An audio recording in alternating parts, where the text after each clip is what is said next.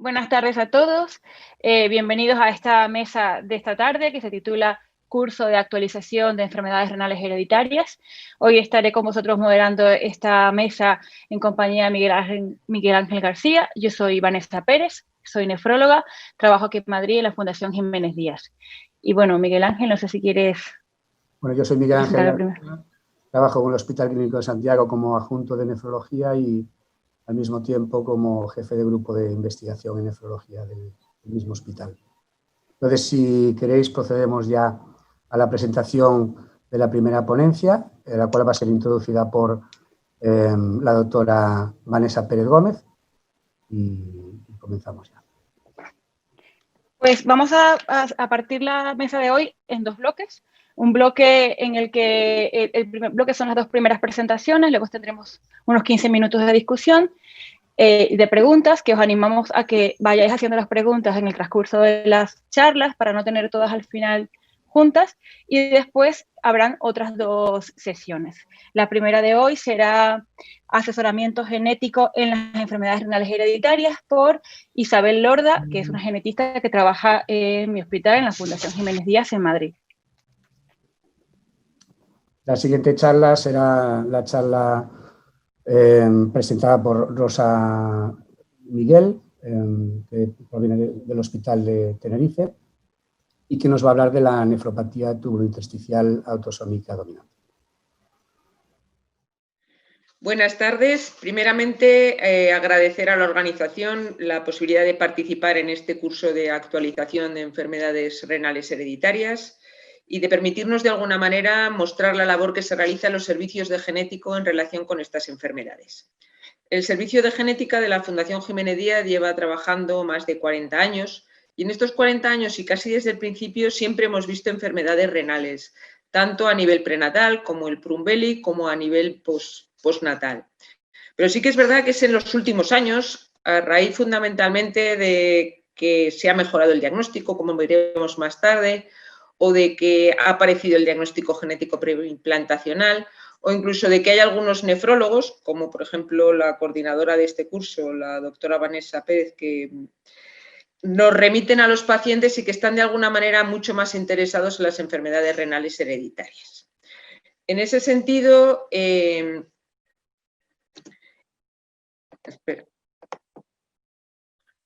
calculo que en nuestro hospital, como en los diferentes hospitales, son los diferentes servicios los que nos remiten a los pacientes. Y en concreto, las enfermedades renales son los nefrólogos los que, a partir de sus pruebas de orina, de sangre, de ecografías, de biopsias renales y a través de sus diferentes algoritmos, establecen una sospecha de una enfermedad genética y en ese momento es cuando nos remiten o nos solicitan la consulta de genética. Y en esa primera consulta de genética es cuando nosotros empezamos de alguna manera el proceso del consejo genético.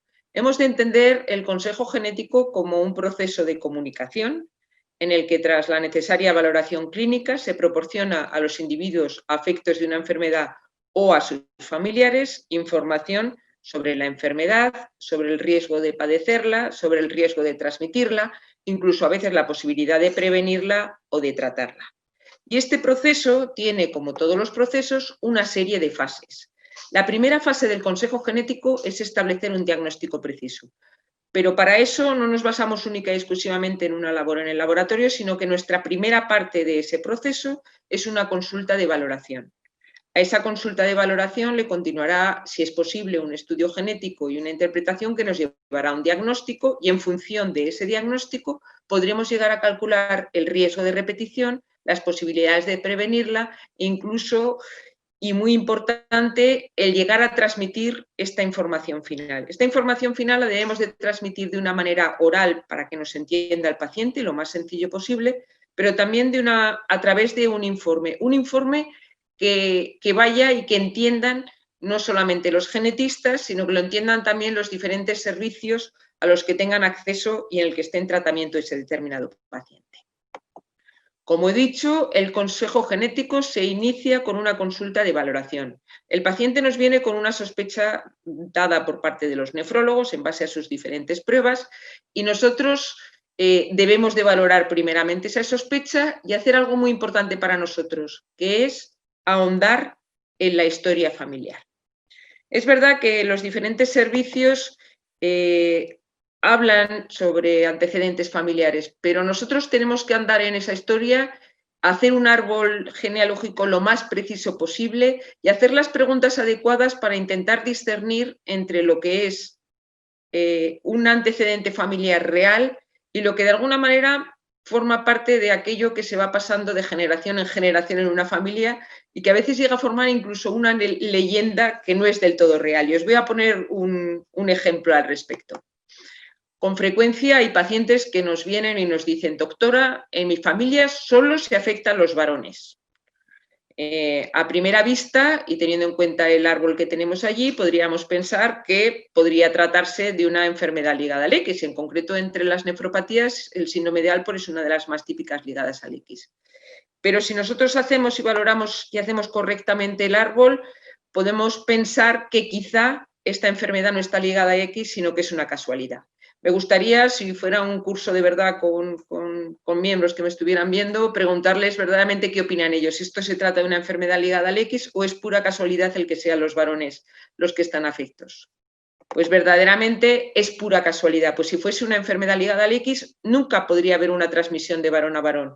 Y vemos como en la segunda generación, entre el individuo 5 y en la tercera generación, el individuo 4, había una transmisión de varón a varón. Luego no puede ser una enfermedad ligada al X, a pesar de que para la familia esta es una enfermedad que afecta solamente a varones, pero es puramente casual. Otra de las cosas que para nosotros es muy importante a la hora de elaborar toda la historia familiar es que los pacientes nos intenten traer, si es posible, los informes familiares. Informes médicos familiares. Es verdad que muchas veces es difícil, pero también es verdad que si uno pica lo suficiente a un determinado paciente, muchas de las veces conseguimos que los pacientes nos traigan los informes familiares. Y en base a esa sospecha de los nefrólogos y en base a nuestra valoración, pues corroboramos esa sospecha y el siguiente paso va a ser, si es posible, confirmar esa sospecha a través de un estudio genético.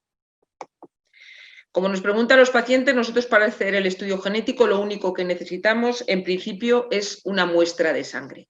Una muestra de sangre que además, como les decimos a los pacientes, la pueden tomar después de desayunar, que lo único que hará como mucho será endulzar el ADN. Y a partir de esa muestra de sangre es cuando nosotros iniciamos la labor en el laboratorio para llegar a un diagnóstico. Durante mucho tiempo la única técnica que teníamos para estudiar los diferentes genes era la técnica de secuenciación de Sanger. Y esto solamente nos permitía estudiar exón por exón y cualquier gen. Sobre todo si eran genes muy grandes, era muy complicado y costoso. Hace unos años llegó la revolución, llegó la secuenciación masiva que nos permite estudiar muchos exones, muchos genes a la vez. Verdaderamente eso para muchas de las enfermedades nefrogenéticas ha sido muy importante. Hay que tener en cuenta que una de las enfermedades nefrogenéticas más importantes es la poliquistosis renal. Y la poliquistosis renal, en un tanto por ciento importante de los casos, se debe a mutaciones del gen PKD1. Y el gen PKD1 es un gen muy grande, es un gen grande y complicado porque además tiene un pseudogen. Y he de decir que la secuenciación masiva ha permitido avances muy importantes en el estudio de la poliquistosis renal. Pero también en el estudio de algunas otras enfermedades. Por ejemplo, en el síndrome de Alport siempre teníamos la idea primeramente de la herencia ligada al X, en la que los varones estaban más severamente afectados y se debía a mutaciones en el COL4A5. Luego se hablaba también de la herencia recesiva, pero últimamente y también a raíz de la secuenciación masiva se ha empezado a hablar mucho más de una posible, controvertida, pero posible herencia dominante del síndrome de Alport, que en realidad son mutaciones en los mismos genes que producen la autosómica recesiva, pero en heterocigosis. Y de una manera más general podemos decir que esos estudios de secuenciación masiva que han permitido estudiar muchos genes a la vez, de alguna manera nos han dado la idea de que esa correlación de genética, o sea, de enfermedad clínica y un solo gen es mucho más complicada de lo que pensábamos. Son muchos los genes que producen una misma enfermedad y a veces un mismo gen es capaz de producir muchas enfermedades diferentes. Esa correlación, un gen, una enfermedad, es mucho más complicada de lo que pensábamos. Pero además este aumento diagnóstico producido por la secuenciación masiva o gracias a la secuenciación masiva también nos ha traído algunos problemas, como es el aumento de las variantes de significado clínico incierto. A medida que aumentamos el número de genes, aumentamos mucho las variantes de significado clínico incierto asociadas. Y esto, sin duda alguna, es importante de cara a la interpretación. La interpretación de un test genético, a medida que aumenta el número de genes y aumenta el número de variantes de significado clínico incierto, es bastante más complicada. La NGS, ¿qué es lo que hace? Pues la NGS lo que nos permite, la secuenciación masiva, es hacer un estudio de muchos genes en los que comparamos el ADN de un determinado paciente con un estándar. Y en función de esa comparación obtenemos muchas diferencias, muchas variantes que habremos de filtrar para clasificar. El filtrado de estas variantes se basa en literatura científica, en bases de datos y en programas de predicción que nos van a decir si esa variante cambia tanto la proteína como para poder hacer que esa proteína deje de funcionar. De una manera general, se ha establecido que hay 5 posibles variantes patogénicas, probablemente patogénicas, variantes de significado clínico incierto, probablemente benignas y benignas. Aunque desde el punto de vista clínico, para los clínicos, las podemos resumir fundamentalmente en 3. O bien no encontramos nada y encontramos solamente variantes probablemente benignas, o bien encontramos variantes de significado clínico incierto. Estos 2 estudios, como veremos seguidamente, son no informativos. O bien encontramos variantes probablemente patogénicas o patogénicas, las que consideramos que el estudio es informativo porque hemos encontrado la mutación o la causa del problema. Vamos a ir repasando estos 3 posibles resultados. Cuando no encontramos nada o encontramos solamente variantes benignas o probablemente benignas, una cosa importante es que no podemos descartar que el diagnóstico que habíamos sospechado exista. No significa que no haya una predisposición familiar. Por eso nosotros hablamos de que se trata de un estudio no informativo. Pero es verdad que este resultado no nos va a permitir estudiar a otros familiares. El seguimiento del paciente lo vamos a tener que seguir haciendo en base a la clínica. Y lo que sí que puede pasar es que en una reevaluación clínica, por nuestra parte o por parte de los nefrólogos, pueda haber una nueva sospecha y podamos ampliar aún más este estudio. Si no es el caso, ¿qué hacemos cuando nosotros encontramos y le decimos a un paciente que no hemos encontrado nada y que su estudio es no informativo? Pues lo citamos en 2 o 3 años de cara a ver si han aparecido nuevos genes relacionados con la enfermedad. El segundo tipo de resultados son las variantes de significado clínico incierto. Como digo, son de las más complicadas de interpretar. Igual que en el caso anterior, no significa que no haya una predisposición familiar y también significa que no podemos estudiar a familiares cuando no son afectos. Sin embargo, podemos hacer un estudio que nos pueda orientar un poquito más para saber si esta variante finalmente se mantiene como de significado clínico incierto o pasa a ser benigna o patogénica. Pongamos que en el paciente 3.1 hemos realizado un estudio y hemos encontrado una variante de significado clínico incierto y tenemos otro familiar afecto. Si nosotros en este familiar 3.3 estudiamos esa misma variante y no la encontramos, prácticamente podemos decir que esa variante que habíamos encontrado no segrega con la enfermedad en la familia y, por tanto, posiblemente no sea la causa de la enfermedad en la familia. No nos sirve de nada, sin embargo, estudiar a un paciente que no tiene el problema, porque la tenga o no tenga esa variante de significado clínico incierto, no le vamos a poder decir si tiene o no tiene la predisposición a la enfermedad. En estos casos el seguimiento es igual que en el caso anterior, fundamentalmente en base a la clínica, y la idea también es que si no pasamos de esto, citar al paciente en 2 o 3 años para ver si hay nuevos genes o incluso reevaluar la variante y ver si ahora ha pasado a ser probablemente patogénica o probablemente benigna. Y por último, tenemos los casos en los que hemos encontrado la mutación. Si existe esa mutación, nos va a permitir establecer que hay una predisposición familiar asociada a ese gen. Vamos a poder estudiar a los familiares no afectos y a esos familiares no afectos les vamos a poder posiblemente evitar pruebas invasivas, que lo que llamamos nosotros algunas perrerías que hacen algunos otros servicios, y posiblemente, y esperamos que esto con el tiempo vaya en aumento, vamos a poderles ofrecer un tratamiento más dirigido. Hemos conseguido en esta determinada familia y dentro de ese proceso del consejo genético establecer un diagnóstico preciso. Una vez que tenemos el diagnóstico preciso, el siguiente paso es: los pacientes nos van a preguntar qué riesgo tienen de transmitirla y qué posibilidades tienen de prevenirla. Lamentablemente, en la mayor parte de las enfermedades genéticas, la prevención a base de dietas o de tipos de vida no existe. Y cuando hablamos de prevención solemos hablar en realidad de opciones reproductivas. ¿Y qué opciones reproductivas tiene una pareja con una enfermedad genética?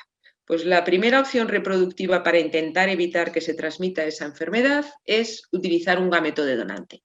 Si tenemos que tanto el hombre es el portador de la enfermedad, utilizar un esperma de donante, o si la mujer es la portadora de la enfermedad, utilizar un óvulo de donante. Pero esta opción reproductiva raramente es aceptada por parte de los pacientes. La siguiente opción es la del diagnóstico prenatal, mediante una biopsia corial en la semana 12 o 13 o un líquido amniótico en la semana 15 o 16, nos va a permitir detectar si el feto viene o no viene con ese problema y en función de ello tomar una decisión.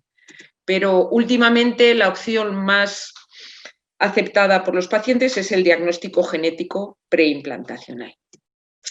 ¿Por qué se decide una pareja por el diagnóstico genético preimplantacional? Pues bien, porque son parejas portadoras de una enfermedad genética y o bien tienen problemas de fertilidad, que cada vez son más frecuentes en nuestra sociedad, o bien quieren tener un hijo sano sin interrumpir la gestación.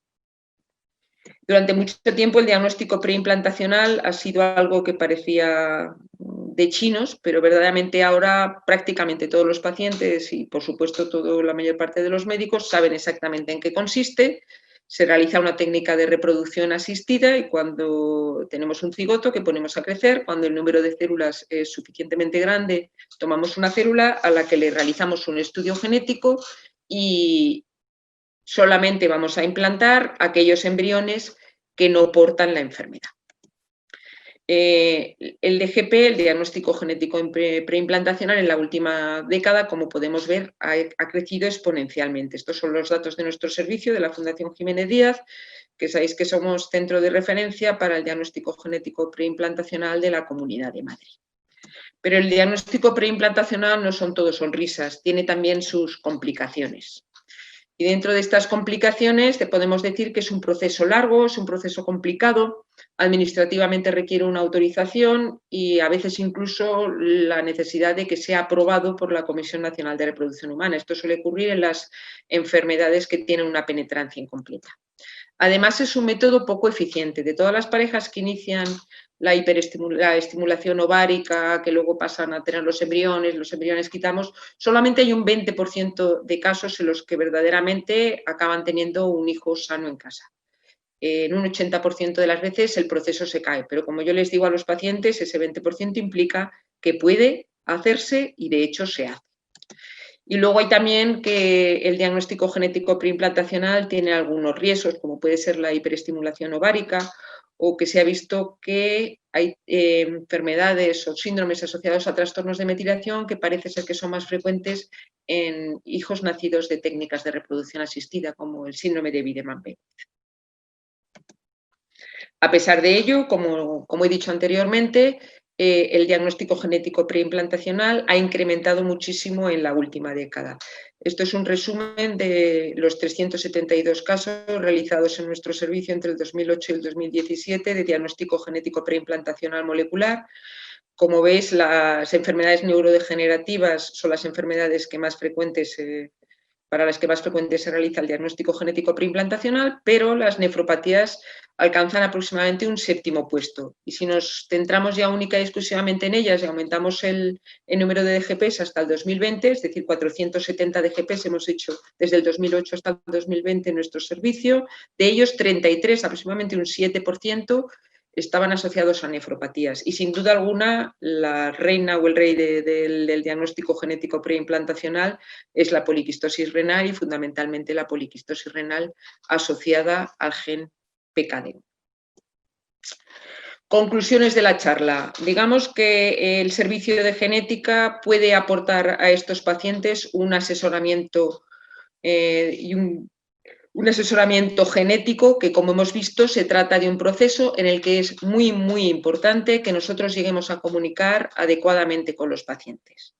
Dentro de este proceso está el diagnóstico preciso. Es verdad que las nuevas tecnologías nos han permitido aumentar las posibilidades diagnósticas en nefropatías como en el resto de las enfermedades hereditarias, pero también es verdad que el aumento de genes a estudiar nos ha complicado un poquito más la interpretación.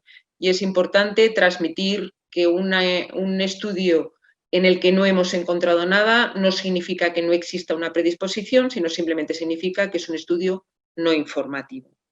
Y por último, comentar que dentro de las opciones reproductivas a las que los pacientes con una enfermedad genética hereditaria, entre las que se incluyen las renales, una de las opciones, o quizá la opción a la que acuden más frecuentemente como opción reproductiva, es el diagnóstico genético preimplantacional, que sin duda alguna es el boom de las opciones reproductivas en las enfermedades nefrológicas hereditarias. Y con esto termino la charla y simplemente gracias por vuestra atención. Buenas tardes. Muchas gracias. Estoy encantada de participar en este curso precongreso. Hablamos de nefropatías con afectación de predominio en los compartimentos intersticial y tubular que se transmiten con herencia autosómica dominante. Solo es necesario un alelo afecto para tener la enfermedad y cada individuo afecto tiene un 50% de probabilidad de transmitirlo a su descendencia. Partamos de un caso clínico de una paciente que tuvimos en la consulta, una mujer de 66 años sin antecedentes personales relevantes que cursó asintomática durante muchos años y que se remitió a nefrología desde su médico de atención primaria con enfermedad renal crónica y avanzada y con hipertensión, con diagnóstico reciente, no había tenido infecciones de orina, ni exposición a nefrotóxicos, ni otras causas secundarias. El sedimento era normal y la proteinuria pequeña, inferior a medio gramo en 24 horas, y los riñones estaban desdiferenciados, por lo que se decidió no biopsiar y evolucionó con lenta progresión hacia enfermedad renal crónica, por lo que empezó diálisis a los 3 años de seguimiento y posteriormente recibió un trasplante con buena evolución. Esta paciente forma parte de una gran familia con varios miembros afectos de enfermedad renal y, como vemos, está señalada en rojo. Tenía otro hermano que también compartía la misma mutación, pero tenía menor grado de afectación renal y también antecedentes de su madre con enfermedad renal.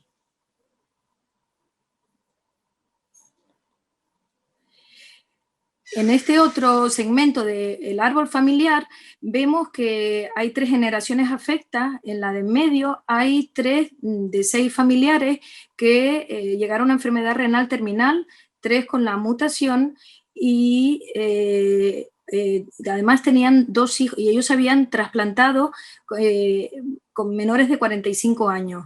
Además tenían 2 hijos también trasplantados que también tenían la mutación. El paciente que está con el recuadro rojo lo llevamos en consulta con 59 años y microhematuria e hiperuricemia. He de decir que alguno de los familiares había sido biopsiado con nefropatía tubulointersticial con inmunofluorescencia negativa.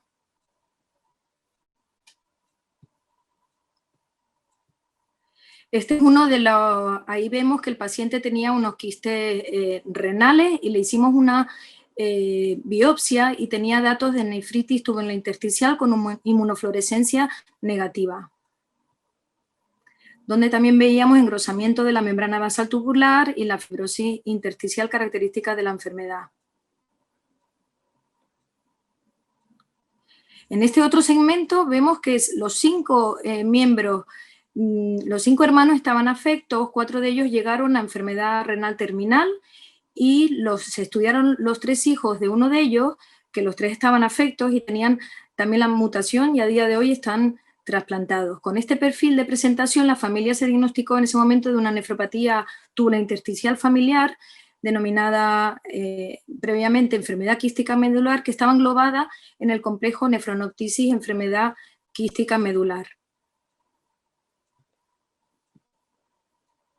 Pero estos 2 conceptos se diferencian por un tipo de herencia diferente. Mientras que la nefronoptisis se transmite de forma autosómica recesiva, es característica de la infancia y tiene manifestaciones extrarrenales, la enfermedad quística medular, de la que nos ocupamos, se transmite por herencia autosómica dominante y se denominaba también nefropatía hiperurisémica familiar o nefropatía asociada a UMOD.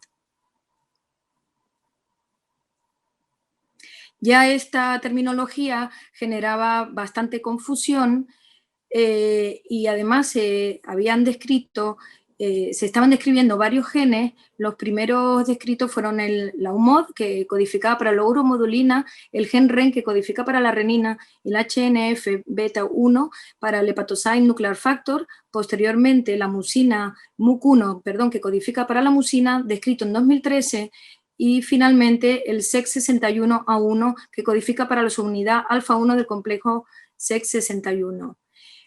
La seña de identidad de todas estas nefropatías es la fibrosis renal, de modo que el término quístico, la enfermedad quística medular, pasó a denominarse nefropatía tubulointersticial autosómica dominante, y esto generó un documento de consenso publicado en el Kidney International en 2015. Esta nomenclatura nueva tenía ventajas, puesto que incluía en su terminología el término autosómica dominante y también el principal compartimento de afectación, el tubulointersticio, y además se acompañaba de la mutación que lo acompañaba. Además evitaba terminologías confusas como los quistes. En nuestra familia, etiquetada de nefropatía tubulointersticial, se remitieron 14 muestras en ese momento a la Puigvert, que formaron parte de la cohorte española de nefropatía tubulointersticial, 11 ya con clínica sospechosa. En todos se descubrió la mutación en MUC1 y 3 que no tenían insuficiencia renal ni clínica, por lo tanto eran controles. En 2 se encontró la mutación y 1 sin mutación, cosa que fue bastante sorprendente, porque era una mujer mayor de 70 años que no tenía ninguna clínica.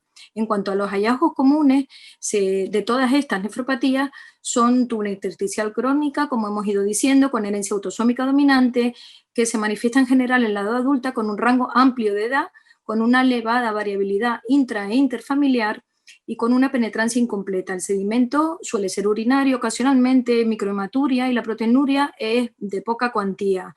La hipertensión suele ser frecuente pero acompañante de la enfermedad renal, y los quistes son inconstantes y en general en fases avanzadas de la enfermedad. También se puede encontrar hiperuricemia y es excepcional encontrar manifestaciones extrarrenales.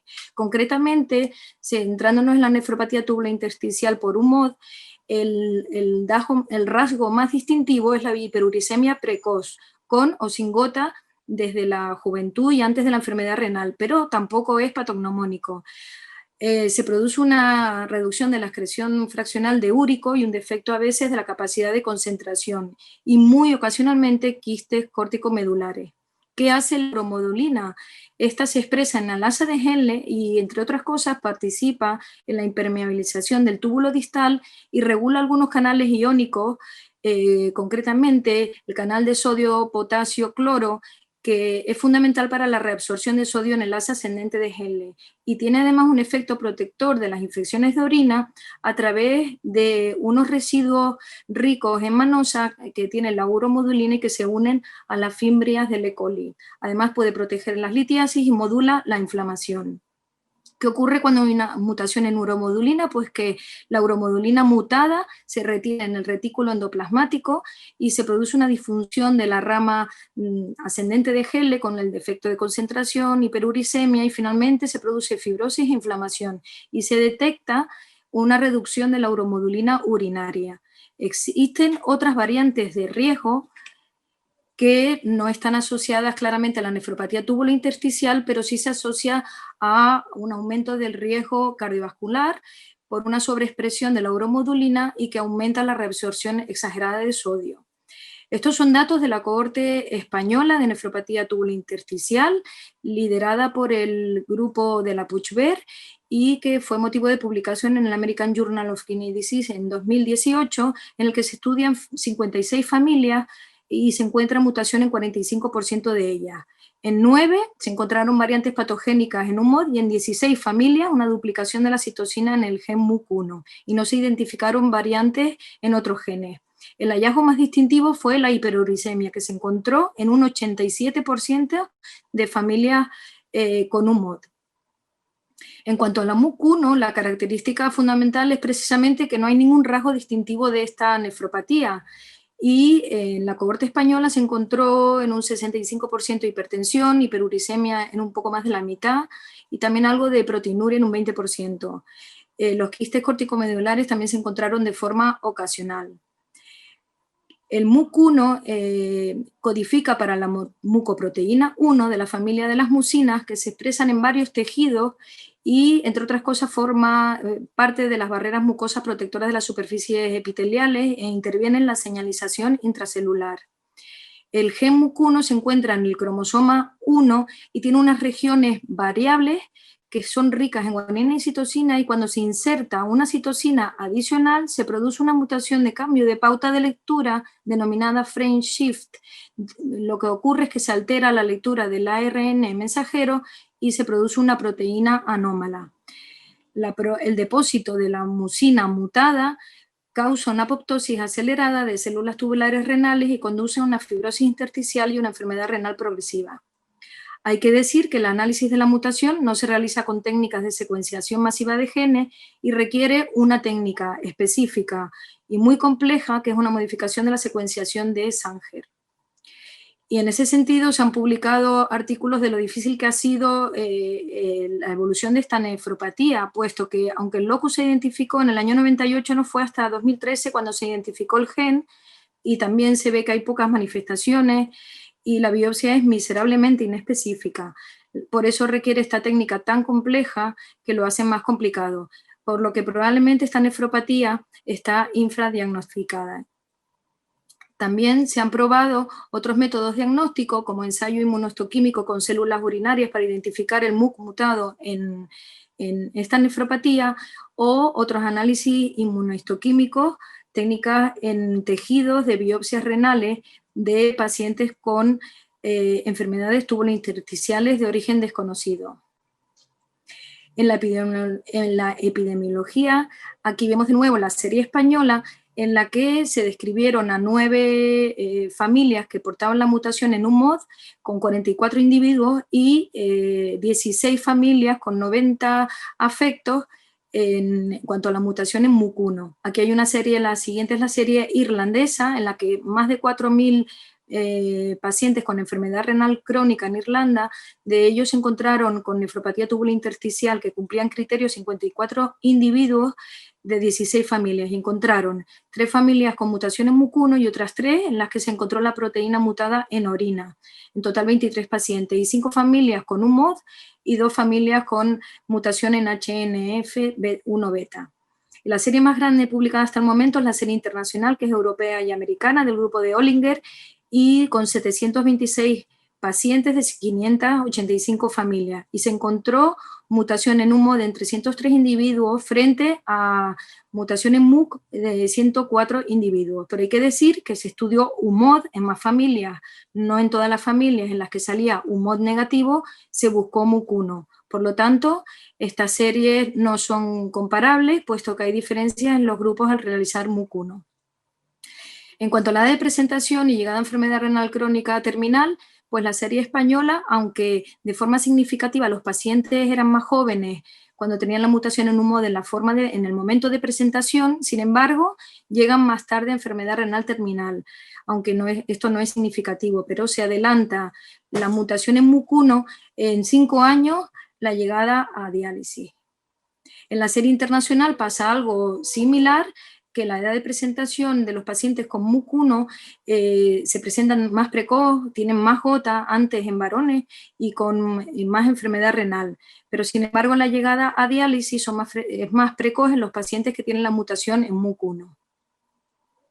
El resto de genes son mucho menos frecuentes, son menos prevalentes, y en la nefropatía relacionada con la HNF1 beta, que es un regulador de varios genes, se asocia a manifestaciones extrarrenales, diabetes, atrofia pancreática, malformaciones genitales, la mutación por gen REN, que es típica de la infancia y se ve una anemia desproporcionada al grado de insuficiencia renal, hipotensión y hiperpotasemia. Y la asociada a SEC61-1, la última descrita, se observa un retraso del crecimiento y una propensión a infecciones.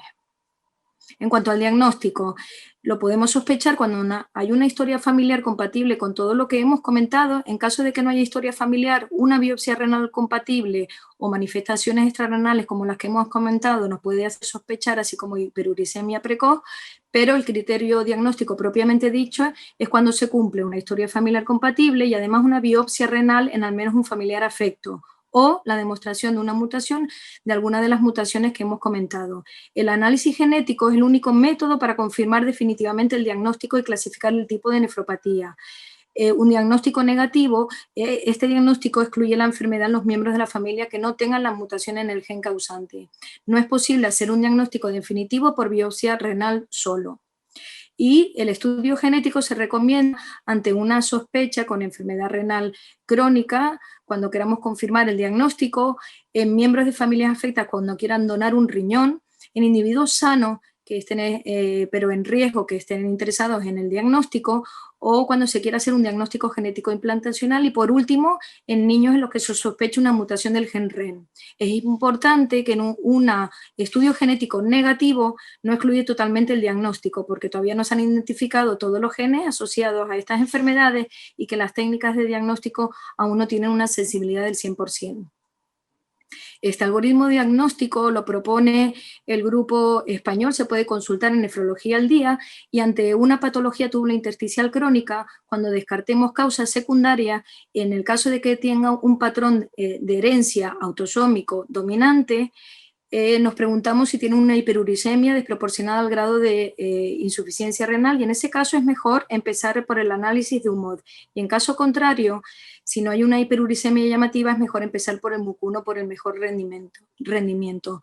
Otro grupo, el de Oligen, propone un score de riesgo en el que hay unos ítems que suman, que son los relacionados con el ácido úrico, y otros que no tienen tanta relevancia, que nos hace orientar hacia un lado o hacia otro. Cuando el score es intermedio, nos podemos ayudar de los niveles urinarios de uromodulina, que si son bajos orienta hacia una nefropatía por humor. No puedo obviar comentar este trabajo tan importante publicado en el New England del grupo de Grubman, en el que hicieron un análisis de secuenciación del exoma para enfermedades renales, en el que analizaron más de 3.000 pacientes con enfermedad renal y encontraron que 9 tenían mutaciones en un MOD. Y estos previamente tenían un diagnóstico clínico que estaba englobado en un amplio abanico de diagnóstico, como podemos ver en enfermedades quísticas, glomerulares, hipertensivas, tubulointersticiales y otras. En cuanto al tratamiento, como siempre, y muy importante, control de factores de riesgo cardiovascular, control de función renal periódica.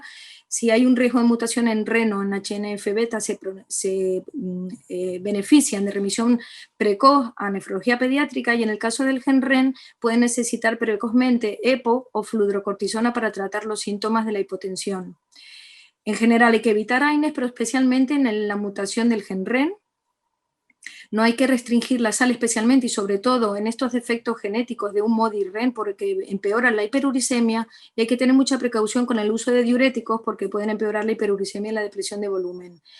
El beneficio de las purinas es posible, aunque no se ha demostrado, y también el de allopurinol y febuxostat. El bloqueo del sistema renino-angiotensina se presupone beneficioso en estas nefropatías, y en los sartán más porque es úrico-súrico. En caso de enfermedad renal terminal por esta patología, el trasplante renal es la técnica de elección, puesto que no recurre en el injerto, y se podría plantear el doble trasplante renopancreático cuando hay una mutación en HNF1-beta. Esta es una pequeña serie de 31 receptores de trasplante renal con este diagnóstico frente a más de 4.000 sin esta nefropatía, que tuvieron, en el que la mayoría confirmados por estudio genético, y 25 biopsias que se hicieron en el seguimiento, en ninguna se demostró recurrencia. Hay futuro prometedor porque hay algunas moléculas que en el caso de MUC1 que se están investigando, y concretamente esta es una molécula que se uniría al receptor que tienen las vesículas donde se acumula el MUC1, y las liberarían. Esta MUC1 mutado lo llevaría hacia el lisosoma para su eliminación. Resumiendo, la nefropatía tubular intersticial autosómica dominante es el término actual. Hay 5 genes responsables hasta el momento. El MUC1 probablemente es el más frecuente, seguido de UMOT. Tienen una presentación en general anodina y heterogénea y una amplia variabilidad intra y interfamiliar. Tiene una penetrancia incompleta. La característica común es la fibrosis tubulointersticial y lenta progresión, y los quistes no son un criterio diagnóstico. Antes del estudio genético siempre hay que descartar causas secundarias. Muchas gracias por su atención. Muy bien, bueno, es un poco difícil intentar coordinar lo que son el turno de preguntas, y en concreto la primera ponente pues no va a estar presente para lo que es el turno de preguntas, y lo que sí vamos a trasladar a Rosa y Miguel pues las preguntas que hemos recibido, que casi afectarían a ambas secciones. Si te parece, Vanessa, empiezo yo con la primera pregunta, ¿vale? Muy bien. Entonces, doctora Rosa de Miguel, la primera pregunta va dirigida específicamente a usted y dice que el hecho de que analizar de forma extensiva el genoma y concretamente las enfermedades renales hereditarias tiene como inconveniente el descubrimiento de mutaciones de significado incierto, y visto también que desde otro punto de vista quiero pensar que estas variantes pueden enriquecer nuestro conocimiento a largo plazo, ya que vamos a descubrir más y más cuanto más estudios genéticos se hagan. Otros genes también son patogénicos y los desconocíamos. ¿Es esto cierto?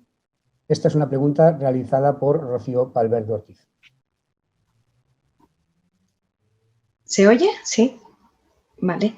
Bueno, el hecho de conocer más y más genes es muy importante, pero lo difícil a veces es la interpretación, en interpretar los resultados es mejor, y entonces tenemos que tener siempre una buena historia clínica, unos buenos antecedentes familiares, e ir directamente a la búsqueda primero concreto. Si realmente el diagnóstico es muy incierto, o sea, el diagnóstico es, los síntomas son bastante inespecíficos, entonces sí que podemos intentar identificarlo a través de un panel de genes. En este caso, concretamente, el MUC1, el diagnóstico no se hace por un panel de genes, por el diagnóstico por exoma, que me corrija la doctora Torra, y entonces se requiere un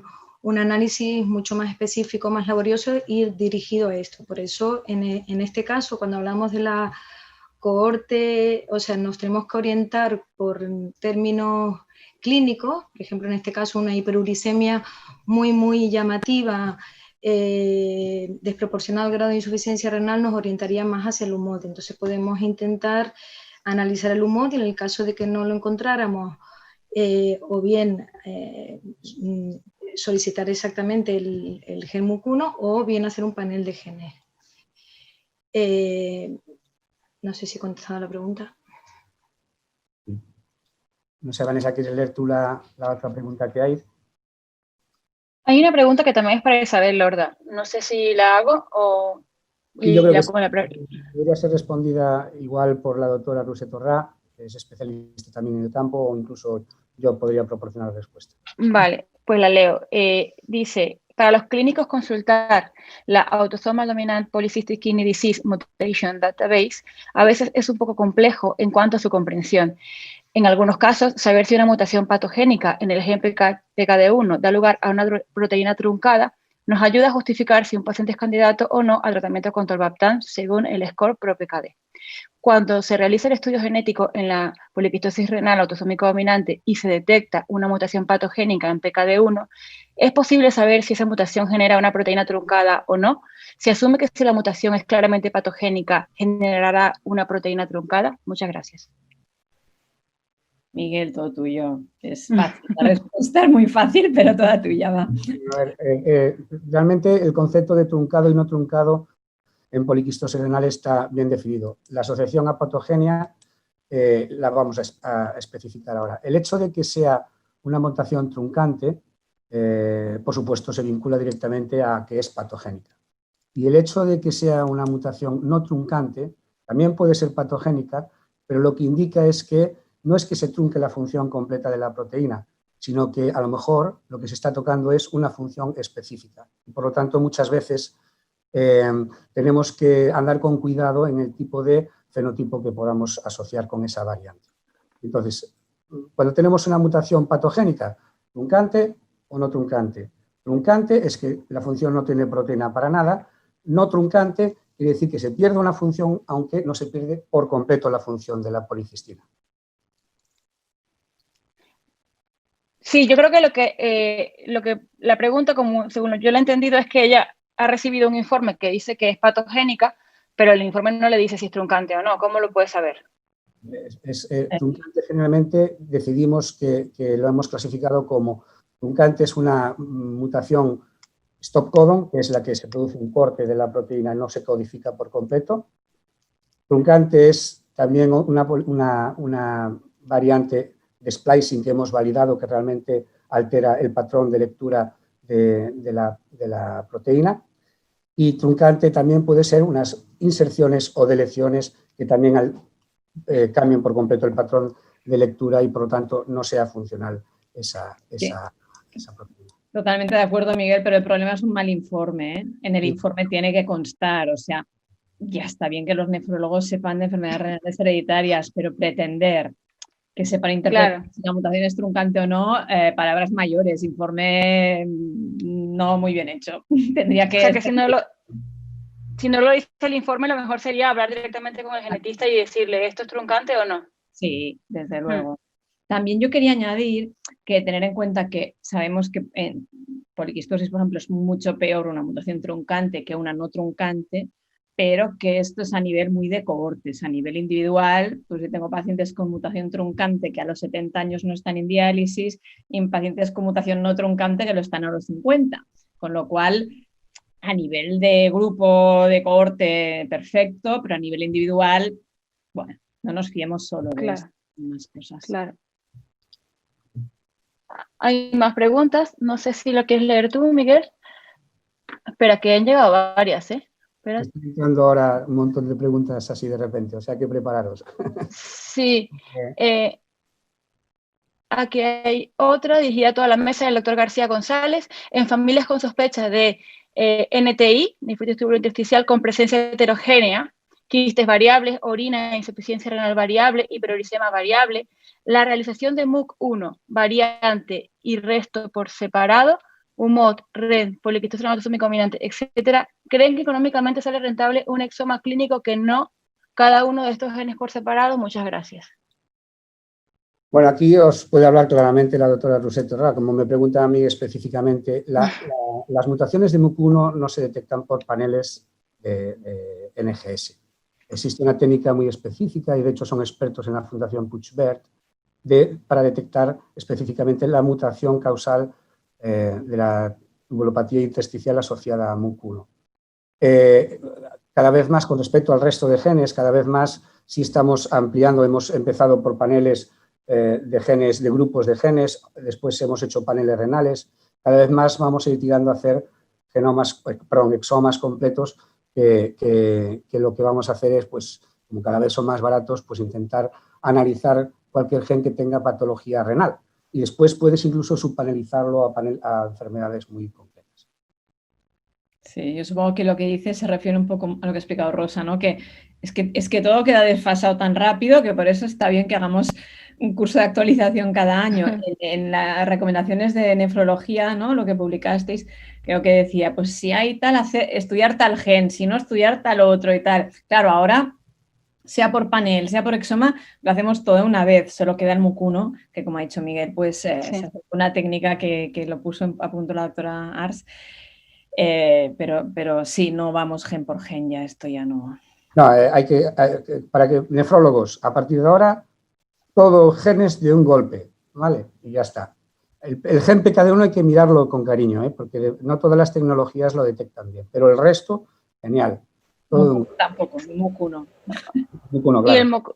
Bueno, y también podría ser importante aclarar que si ya está identificada la mutación en algún familiar, pues en ese caso sí, si en alguna persona ya en la familia hay un gen identificado, pues ahí sí que sería directamente eso, ¿no? O sea, sería también, no le haces todos los genes a esa persona. Otra pregunta, no sé si la quieres leer tú o la leo yo, que la tengo ya aquí, Miguel.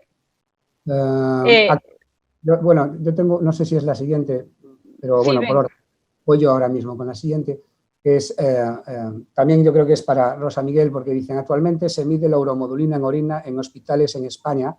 ¿Se debe pedir al servicio de genética? Gracias. La verdad que no, nosotros no tenemos experiencia en eso a nivel de investigación, pero desconozco el uso clínico que tiene. O sea que no creo que todavía hay hospitales que lo midan como uso clínico, no lo sé. Nosotros en nuestro servicio de genética, yo que soy de las dos ramas, en el servicio de genética no medimos uromodulina, es una prueba fisiológica que no tiene que hacerse en genética, porque son niveles de una proteína y principalmente lo hacemos para temas de investigación o cosas muy puntuales. Vale, hay otra pregunta con respecto a lo mismo que dijimos de la truncante o no, creo que ya se respondió, y hay otra que dice, que también quedó para Isabel Lorda, cuando se informa al clínico de un estudio genético donde se identifica una variante indeterminada, entiendo que será la de significado clínico incierto, se suele revisar periódicamente si ha cambiado hacia una neutra versus patogénica, supongo que querrán decir variable probablemente benigna o probablemente patogénica. ¿Se informa al clínico de este cambio? ¿Quieres responder tú, Miguel, que eres genetista? Bueno, yo te lo hago en el día a día también. Bueno, pero es una pregunta para cualquier genetista. Efectivamente, lo que constantemente estamos reclasificando variantes y entonces lo que solemos hacer es, un caso si está ya concluido, pues lo archivamos y queda ahí. Y aquellos casos que son inconclusos, cada cierto tiempo los retomamos y los volvemos otra vez a analizar y estamos obligados a notificar esa reevaluación. Si hay un cambio de criterio clínico, es decir, si va a ayudar algo, si vuelves a identificar una variante indeterminada o de significado incierto, pues casi lo seguimos dejando aparcado hasta que concluyamos el veredicto clínico.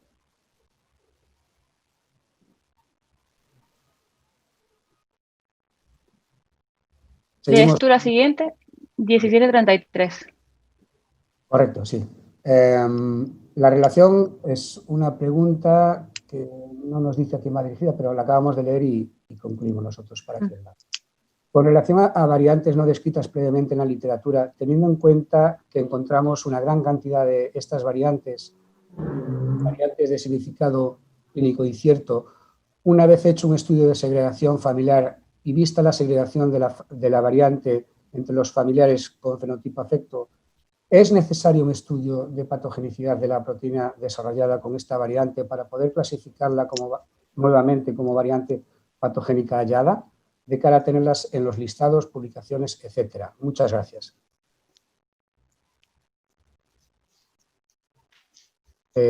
No sé, Rusé o cualquiera de las tres os valdría, porque tenéis experiencia las tres. Leire, venga, habla tú. Yo creo que tú tienes experiencia en esto. Cuando identificamos variantes de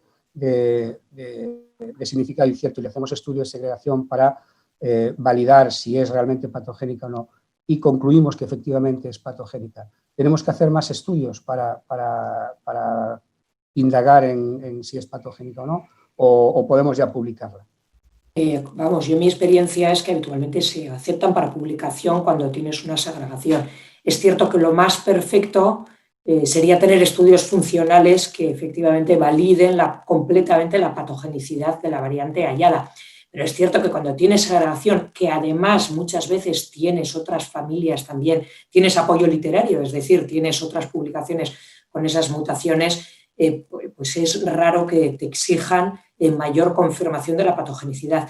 Es cierto que a veces con el paso del tiempo esas mutaciones publicadas en varios artículos como patogénicas y que se agregaban y demás, pues el tiempo desmiente esto, ¿no? Y resulta que después aparecen estudios funcionales, aparecen otras publicaciones y desmienten la patogenicidad. Pero bueno, Sí. al menos para publicar en ese momento suele servir, ¿no? Vamos, no sé si respondo con esto, ¿qué os parece? Sí, sí. Y tenemos una última pregunta, Vane, ¿la introduces tú? Vale. ¿Qué abordaje planteáis cuando un familiar afecto de una enfermedad genética insiste en que se realice estudio genético en un hijo menor de edad? Depende de la enfermedad. Lo ha dicho en abstracto, ¿no? No está hablando de ninguna. No, no ha dicho. No, Sí, está hablando así en general. Supongamos que habla de poliquistosis. Es que, claro, no podemos decir en general. Por ejemplo, nefropatía intersticial autosómica dominante o poliquistosis, ¿no? Enfermedades de manifestación en edad adulta, donde no hay nada a hacer en edad pediátrica. Bueno, aquí está Leire, pero las recomendaciones son de no mirarlo en edad pediátrica, porque no hay nada a hacer. En los hijos de padres poliquísticos lo máximo es cuando van al pediatra, no al nefropediatra, tomarles la presión, pero es lo único. Con lo cual, mirar a menores enfermedad de adulto, yo he visto niños que me han llegado, o sea, adultos de 18 años, que no sé, que a veces, claro, se les trata, bueno, y no sé, aquí con Leire yo, a ver qué opinas tú, ¿eh? Pero a veces Es un tema, Russer, que ya hemos tenido varias conversaciones, ¿verdad? Sí. Yo creo con Miguel también. Hombre, yo, Russer, ya sabes que sobre la poliquistosis opino lo mismo que tú. Sin embargo, sé que hay mucha gente que opina que por qué se les va a denegar el derecho a no vivir con la espada de Damocles encima, ¿eh? Eso es verdad. Desde luego, hay discusión de esto amplísima. Yo, por otro lado, sin embargo, en esta mesa que se ha hablado de nefritis tubulointersticial autosómica, sí creo que esa es una enfermedad que lo de que es del adulto es relativo.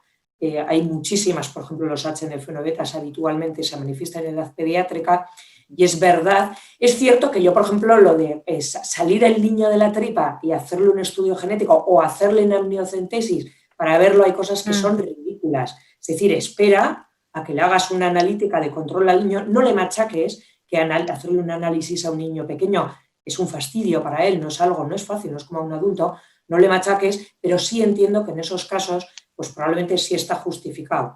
En el caso que tú cuentas, Russer, estoy absolutamente de acuerdo contigo, vamos. Y no hay más preguntas, pero si me permitís, voy a hacer yo una pregunta así un poco para las tres, pero quizás más para Rosa Miguel, que es la que nos ha hablado de las tubulopatías. Ya extenderemos después al resto. Y es, ¿cuál es tu experiencia en algo que cada vez tenemos en nefrología más en la boca?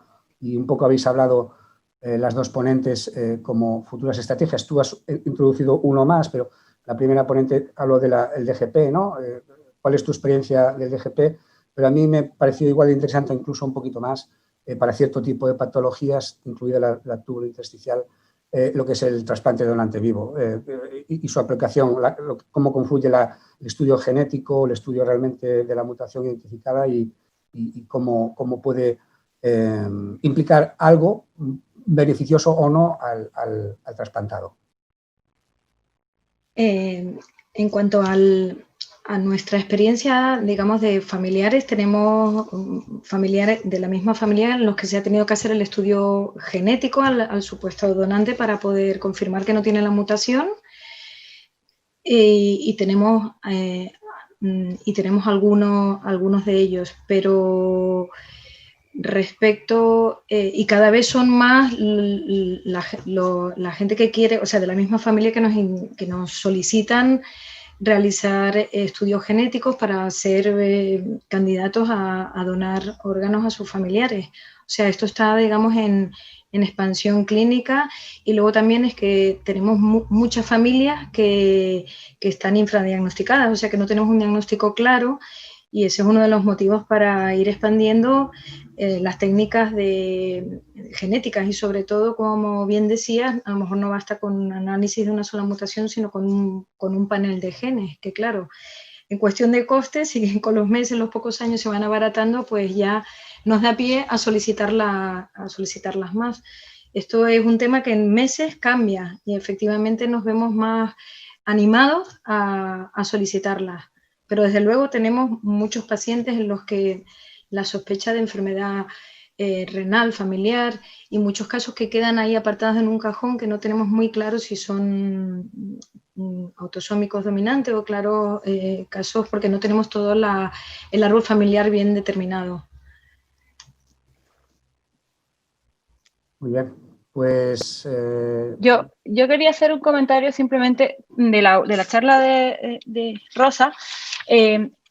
Me ha gustado mucho porque ha dicho muchas veces algo que yo creo que es muy importante. Yo que tengo menos tiempo quizás viendo pacientes con nefropatías familiares, y es la importancia de los antecedentes familiares. O sea, creo que estos pacientes, si no te cuentan que tienen un familiar en diálisis, tú pasa desapercibida la enfermedad en muchas ocasiones porque tienen algún quiste, hipertensión, un poquito de proteinuria, 500 miligramos, lo puedes atribuir a cualquier cosa, una nefropatía diabética, entonces creo, y de verdad te agradezco que lo has hecho un montón de veces, es muy importante preguntar siempre a cualquier paciente si hay antecedentes familiares, tenga la edad que tenga.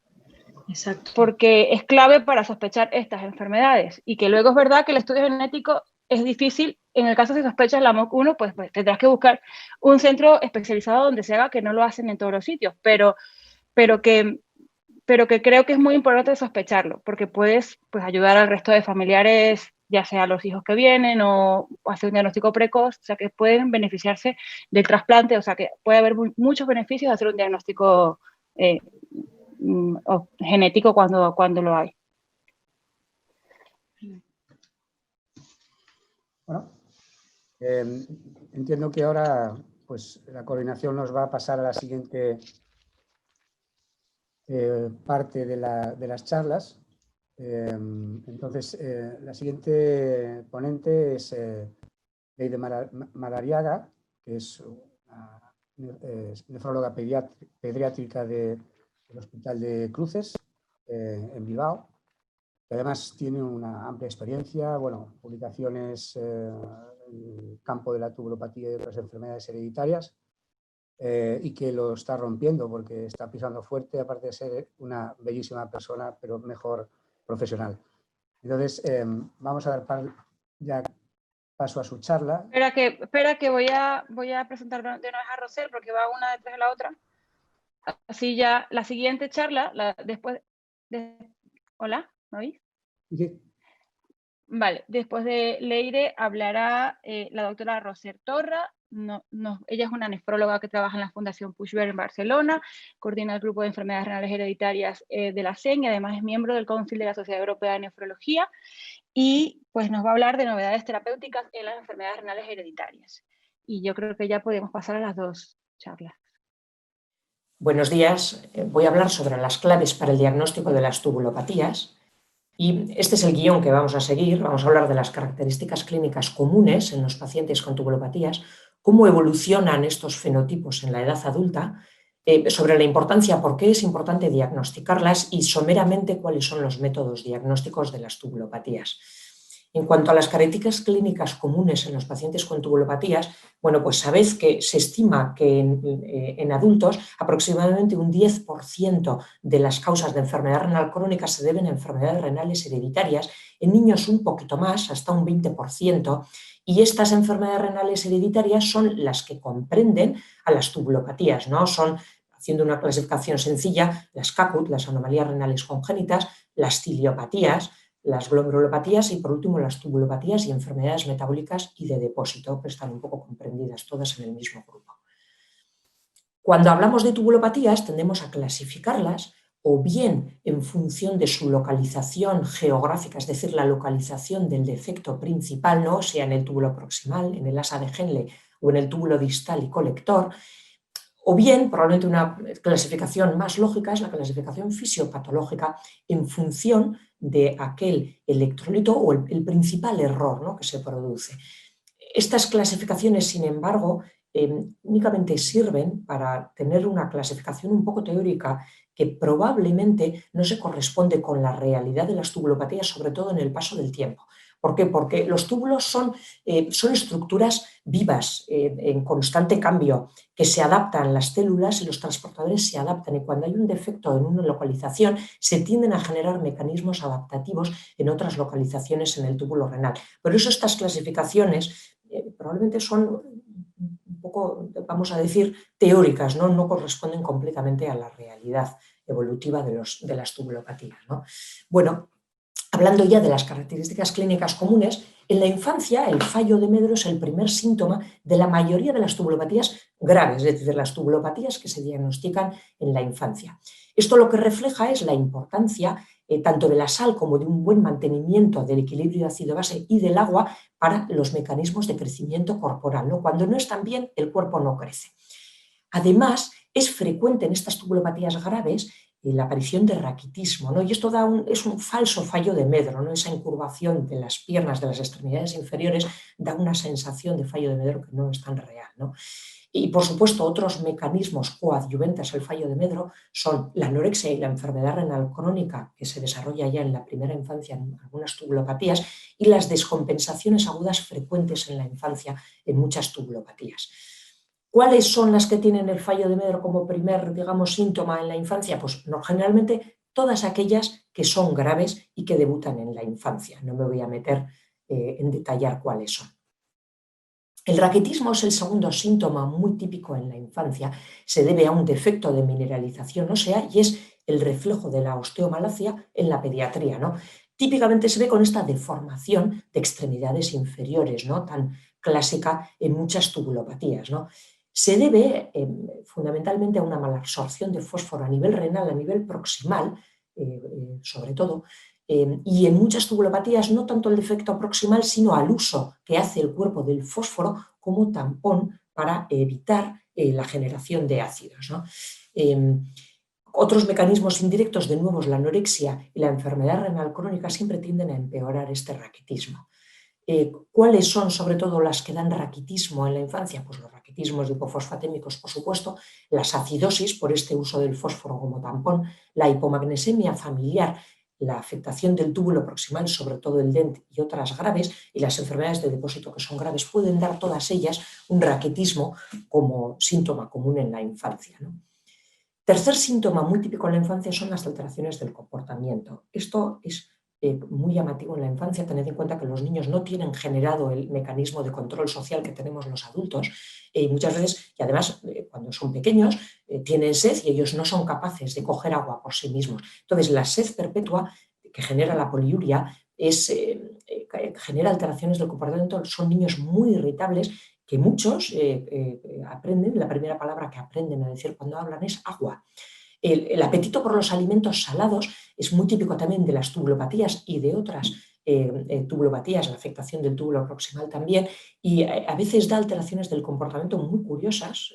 Un poco un ejemplo clásico, pues la última niña que diagnosticamos de un síndrome de Gitelman, curiosamente en un Barter, que era de etnia gitana, bueno, pues su madre decía que no había dónde escondiera en casa las pastillas de Avecren porque la niña las encontraba y tomaba 4 o 5 al día. Era probablemente su propio mecanismo compensador por esa pérdida salina que tenía. Alteraciones del comportamiento sobre todo se producen en las tubulopatías graves que debutan en la infancia. Las pierde sal, la diabetes insípida por la pérdida de agua, la acidosis tubular renal, la hipomagnesemia familiar, las afectaciones del túbulo proximal, sobre todo del DENT, y las enfermedades por depósito, la cistinosis, por esa alteración tan importante de la que da del túbulo proximal también. Después ya durante toda la vida, no solo en la infancia, la nefrocalcinosis, que se debe fundamentalmente al depósito de calcio a nivel tubular, también, por ejemplo, en la hiperoxaluria, depósito de oxalato también asociado. Estas nefrocalcinosis suelen ser medulares y bilaterales y siempre que aparecen sin otra explicación debe de por lo menos levantar la sospecha de una potencial tubulopatía detrás. Las descompensaciones agudas se dan durante toda la vida, aunque son más particulares de la infancia, pero durante toda la vida. La infancia generalmente se deben a intercurrencias infecciosas que descompensan una tubulopatía que tal vez esté en situación basal más o menos compensada y no diagnosticada aún. En adultos muchas veces es la falta de cumplimiento terapéutico, con mucha frecuencia por lo mal que sientan los tratamientos en las tubulopatías, ¿no? ¿Qué pasa en estas descompensaciones agudas? Pues que se asocia a un fracaso renal agudo muchas veces con episodios de deshidratación aguda y descompensaciones electrolíticas severas, sobre todo la hipopotasemia, que es la que más se descompensa. Sobre todo las que más descompensaciones sufren son las tubulopatías pierde sal, sobre todo las graves, los Barter, las diabetes insípidas nefrogénicas y las acidosis tubulares renales. Esas son las tubulopatías que más tienden a descompensarse, sobre todo por la deshidratación y por la hipopotasemia. La enfermedad renal crónica también es un signo que aparece durante toda la vida en algunas tubulopatías antes, en otras un poco más tardíamente, pero que aparece en muchas. Numerosos factores están implicados en ellas, ¿no? La nefrocalcinosis, muy típica de muchas tubulopatías, como hemos dicho, las descompensaciones agudas con los episodios de fracaso renal agudo y deshidratación asociados, la toma crónica de AINES, sobre todo en las tubulopatías pierde sal, en las diabetes insípidas nefrogénicas, la estimulación crónica del sistema renina-angiotensina-aldosterona, que tiende a producir mecanismos de fibrosis renal y es típica en todas las tubulopatías que producen una poliuria, es decir, en muchas, y la hipopotasemia crónica, a pesar del tratamiento que asocian muchas tubulopatías, como las tubulopatías pierde sal y las acidosis tubulares. ¿Cuáles sobre todo van a dar enfermedad renal crónica de forma prácticamente universal y muchas ya desde el principio? Pues la hipomagnesemia familiar, la cistinosis y la hiperoxaluria. La enfermedad, como veremos después, en un porcentaje variable de casos. Es cierto que hoy en día cada vez se va viendo que muchísimas tubulopatías a lo largo de la edad adulta van con una frecuencia mucho mayor que la población general a enfermedad renal crónica. Ya pasando a cómo evolucionan los fenotipos en la edad adulta, como hemos dicho, los túbulos son estructuras vivas que van cambiando, ¿no? Los factores implicados en esta evolución, sobre todo, es la maduración tubular, que se produce fundamentalmente en los primeros años de la vida y que hace que haya menos descompensaciones ya en la infancia tardía y en la edad adulta que cuando los niños son muy pequeños. Además, a lo largo de la vida se desarrollan mecanismos tubulares de compensación de esos defectos. A partir de la adolescencia hay variaciones hormonales entre hombres y mujeres que no suceden en la infancia y, por supuesto, el desarrollo de enfermedad renal crónica, que es un factor importante de evolución de las tubulopatías. Dos ejemplos vamos a ver. El primero, para ver estos mecanismos de compensación y de variación, el primero es las tubulopatías pierde sal fundamentales y la tubulopatía más frecuente, que es el síndrome de Gitelman y el síndrome de Bartter III. El síndrome de Bartter III, el primero, es un defecto en el asa de Henle por el canal de cloro CLCKB que está en la membrana vasocelular, sobre todo en el asa de Henle.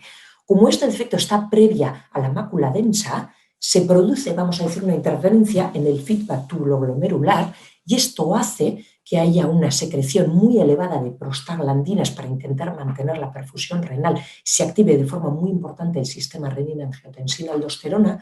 Esto será que sea una tubulopatía, al menos como la conocemos clásicamente, que debuta en la infancia con una poliuria severa, con un polidramnios asociado frecuente, una hipopotasemia muy severa por esta activación importante del sistema renina-angiotensina-aldosterona y además, como el calcio sobre todo se reabsorbe a favor de gradiente creado por la reabsorción de sodio en el asa de Henle, habrá una pérdida de calcio en el túbulo renal, una hipercalciuria y una nefrocalcinosis asociada en muchos casos.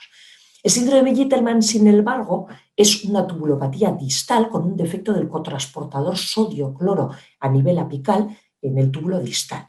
Esto hace que no se interfiera tanto en el feedback tubuloglomerular, por lo tanto es una tubulopatía con menos poliuria, con menos hipopotasemia, el sistema renina-angiotensina-aldosterona está activado, pero no tanto, que por lo tanto se tiende a diagnosticar en la vida adulta. Además, asocia una hipocalciuria porque la reabsorción de sal está aumentada a este nivel en el asa de Henle y una hipomagnesemia porque el magnesio se reabsorbe en una buena parte en el túbulo distal a favor de gradiente con la sal también. ¿Qué pasa, sin embargo? Pues que cuando vemos este gran estudio, es el estudio más grande probablemente con pacientes con síndrome de Bartter confirmado, con mutaciones en el gen CLCNKB, Bartter III, más de 100 pacientes, ven que una cuarta parte de estos pacientes, un 26%, tienen ya en el diagnóstico un fenotipo tipo Gitelman, fenotipo con hipomagnesemia y con hipocalciuria y un diagnóstico más tardío en la vida. Nosotros tenemos la misma experiencia, vimos pacientes cómo evolucionaban con mutaciones en el gen CLCNKB, Bartter III, cómo evolucionaban a largo plazo. Entonces, en estos 49 pacientes ya en el fenotipo de presentación vemos que un 10% tienen un fenotipo tipo Gitelman con hipomagnesemia y hipocalciuria. Pero en la evolución, 12,5 años de mediana seguimiento, una cuarta parte de ellos tienen una hipomagnesemia y un tercio tiene una hipocalciuria. Esto es muy importante y llamativo. ¿Por qué se produce? Probablemente porque esos canales de cloro a nivel vasolateral en el asa de Henle no solo están en el asa de Henle, sino en otros lugares del túbulo, y esto hace que con el paso del tiempo, ya inicialmente, pero más con el paso del tiempo, ambas tubulopatías tiendan a solaparse muchísimo más. Esto me llevará después a la importancia del diagnóstico genético de las tubulopatías. El segundo ejemplo es la enfermedad de Dent, que recibe varios nombres, en la cual el defecto fundamental es en este gen, el CLCN5, en el que codifica un transportador del cloro, el CLC5, a nivel del túbulo proximal, que está implicado en la internalización de las vesículas endocíticas que van a llevar la megalina y la cubulina, van a recircular la megalina y la cubulina, que son los transportadores principales de proteínas de bajo peso molecular a nivel del túbulo proximal. ¿Qué les pasa a estos pacientes? Pues bueno, las manifestaciones clínicas fundamentales, como nos conocemos, son la proteinuria de bajo peso molecular en la gran mayoría de los pacientes, en todos prácticamente, la hipercalciuria que tienen con muchísima frecuencia, la nefrocalcinosis y litiasis asociada en un 50% de los casos, el Fanconi por esa afectación del túbulo proximal variable y el raquitismo hipofosfatemia que tienen muchos a lo largo de la vida. Además, es ligada al X, los hombres son enfermos, las mujeres serán portadoras y generalmente únicamente desarrollan una pequeña proteinuria de menor rango de bajo peso molecular asociada en mayor o menor medida a una hipercalciuria con nefrocalcinosis y litiasis en ocasiones, ¿no? Además, aproximadamente el 50% de los pacientes, como vemos en esta diapositiva, este estudio con muchísimos pacientes con síndrome de Dent, aproximadamente a 50 años la mitad de los pacientes habrán desarrollado una enfermedad renal crónica independiente de la nefrocalcinosis. ¿Qué pasa con la enfermedad de Dent? Pues que los fenotipos a menudo evolucionan de esta tubulopatía proximal, se convierte en una tubulopatía proximal mixta distal, de manera que hay muchos, no solo estos dos, hay muchos artículos que confunden la enfermedad de Dent con un síndrome de Bartter, ¿no? Que descubren un paciente inicialmente diagnosticado clínicamente de síndrome de Bartter era un síndrome de Dent. ¿Por qué? Probablemente es por la pérdida salina que da lugar a una activación de nuevo del sistema renina-angiotensina-aldosterona y da lugar a una poliuria e hipopotasemia importante en algunos casos que hace que se confunda con un síndrome de Bartter. Además, con el paso de la vida, probablemente por la compensación que se da con el aumento de la reabsorción en el asa de Henle de sal y de calcio arrastrado con la sal, hay una disminución de la hipercalciuria y una nefrocalcinosis, sin embargo, que aparece y es independiente de la evolución de enfermedad renal crónica. La hipofosfatemia, sin embargo, tiende a desarrollarse más, no en la primera infancia, sino a lo largo de la vida, y da tendencia al raquitismo y al déficit de crecimiento, muchas veces no en los primeros años, sino posteriormente, y además en la edad adulta aparece con mucha frecuencia una proteinuria glomerular que puede ser en rango nefrótico. No se sabe muy bien cuáles son los mecanismos que hacen que se afecte también en glomérulo, pero frecuentemente cuando se biopsian estos pacientes aparecen lesiones de glomerulosclerosis segmentaria y focal, lo cual hace pensar que cuando un paciente en insuficiencia renal crónica terminal tiene estas lesiones, siempre hay que pensar que ha podido tener una enfermedad de Dent previamente. Bien, en cuanto a la importancia del diagnóstico de las tubulopatías como enfermedades renales hereditarias raras tienen desafíos y problemas comunes a todas ellas, que son las causas genéticas por determinar y muchísimas, la variabilidad de fenotipos, como hemos dicho, las clasificaciones diagnósticas basadas en la clínica que son obsoletas y además que hay pocos pacientes. Que esto lo que desemboca es que hay pocos estudios a largo plazo y poca investigación terapéutica, para desgracia de los pacientes. Es cierto, sin embargo, que cada vez se les está dando una atención cada vez mayor en este contexto de enfermedad renal rara, que está ahora tan de moda en todas las sociedades científicas, las dedicadas al riñón, desde luego, cada vez se le da más atención. Esto hace que cada vez haya más ensayos clínicos con nuevos tratamientos. He puesto dos, por ejemplo, hay más para diversas tubulopatías. Y además van surgiendo cada vez más registros nacionales e internacionales. Únicamente he puesto el registro Renaltube, que es el registro español de tubulopatías primarias que llevamos los varios grupos en nefrología pediátrica. Y todo esto, sin embargo, implica que estas tubulopatías cada vez más tienen que estar confirmadas genéticamente. No se puede hablar ya de tubulopatías concretas sin estar confirmados, porque los fenotipos, como hemos visto, se solapan mucho y se confunden. Esto me lleva a la última parte, y es que ¿cómo hacemos? ¿Cuál es el método diagnóstico de las tubulopatías hoy en día? Bien, pues primero el diagnóstico clínico, por supuesto, no es el diagnóstico de sospecha inicial, ¿no?, el que va a dirigir el diagnóstico genético. Para ello hay que conocer las manifestaciones clínicas de presentación de las tubulopatías, porque no diagnosticamos lo que no conocemos.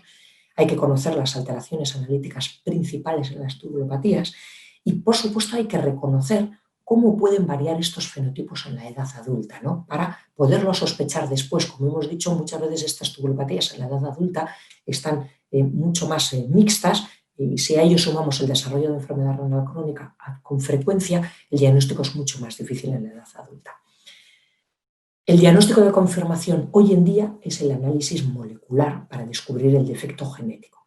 Los estudios funcionales, sobre todo en pediatría, se hacen muy poco. Hoy en día están un poco reservados para la diabetes insípida nefrogénica. Algunos grupos lo siguen haciendo, pero cada vez menos, entre otras cosas porque en niños es difícil y además es bastante agresivo muchas veces tener que hacer estudios funcionales e inyectarles sustancias, amén de quitarles el tratamiento previamente para ver cómo responden los túbulos. El diagnóstico molecular, sobre todo, se hace con secuenciación tipo Sanger de gen por gen, hoy en día cada vez más con secuenciación masiva, paneles de genes, se puede hacer también secuenciación de exoma, genoma y, por supuesto, siempre técnicas para ver delecciones, duplicaciones que a veces pasan desapercibidas en la secuenciación masiva. ¿Cuáles son, qué ventajas tiene esta secuenciación masiva, que es lo que fundamentalmente hoy cada vez nos usamos? Pues que son técnicas mucho más baratas porque se estudian múltiples genes a la vez, en vez de ir estudiando en patologías que tienen, por ejemplo, las tubulopatías Pierre-Desal, que como hemos dicho se solapan mucho y tienen múltiples genes. En vez de ir estudiando gen por gen, se cogen todos esos genes y genes que se pueden parecer, tubulopatías que pueden asemejarse, y se estudian todos a la vez, ¿no? Esto además nos permite extender, cuando se estudian pacientes igual adultos con fenotipos un poco más enrarecidos, un poco más fuera de lo más habitualmente descrito, extienden los fenotipos clínicos y además es mucho más fácil. La principal desventaja es que es más complejo, por supuesto, que la secuenciación única, la Sanger, la tradicional, y los hallazgos muchas veces son más difíciles de interpretar, porque encontramos más cosas. Cuando buscas mucho, encuentras más de lo que quieres en ocasiones. Muchas gracias. Este es nuestro grupo de investigación y aquí os dejo mi email, por supuesto, por si alguien quisiera contactarme. Muchas gracias. Hola, buenos días.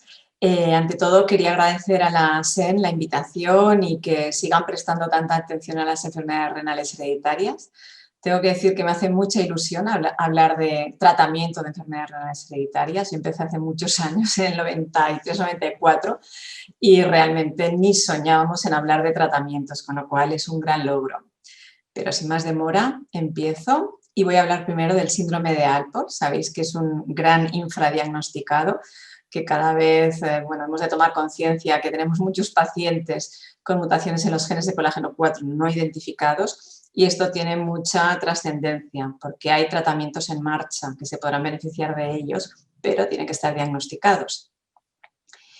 ¿Cuáles son las dianas terapéuticas para el síndrome de Alport? Pues bueno, tendríamos la cadena de colágeno 4, esta anómala por debido a las mutaciones, y esta membrana basal alterada. Entonces, las terapias dirigidas a esto serían las chaperonas, que mejorarían el plegamiento de la triple hélice de colágeno, bueno, de la molécula mutada en este caso, y las terapias basadas en células madre, ¿no? Esto no voy a entrar, aunque es muy prometedor, pero estamos lejos de que esté asequible en fase de ensayo.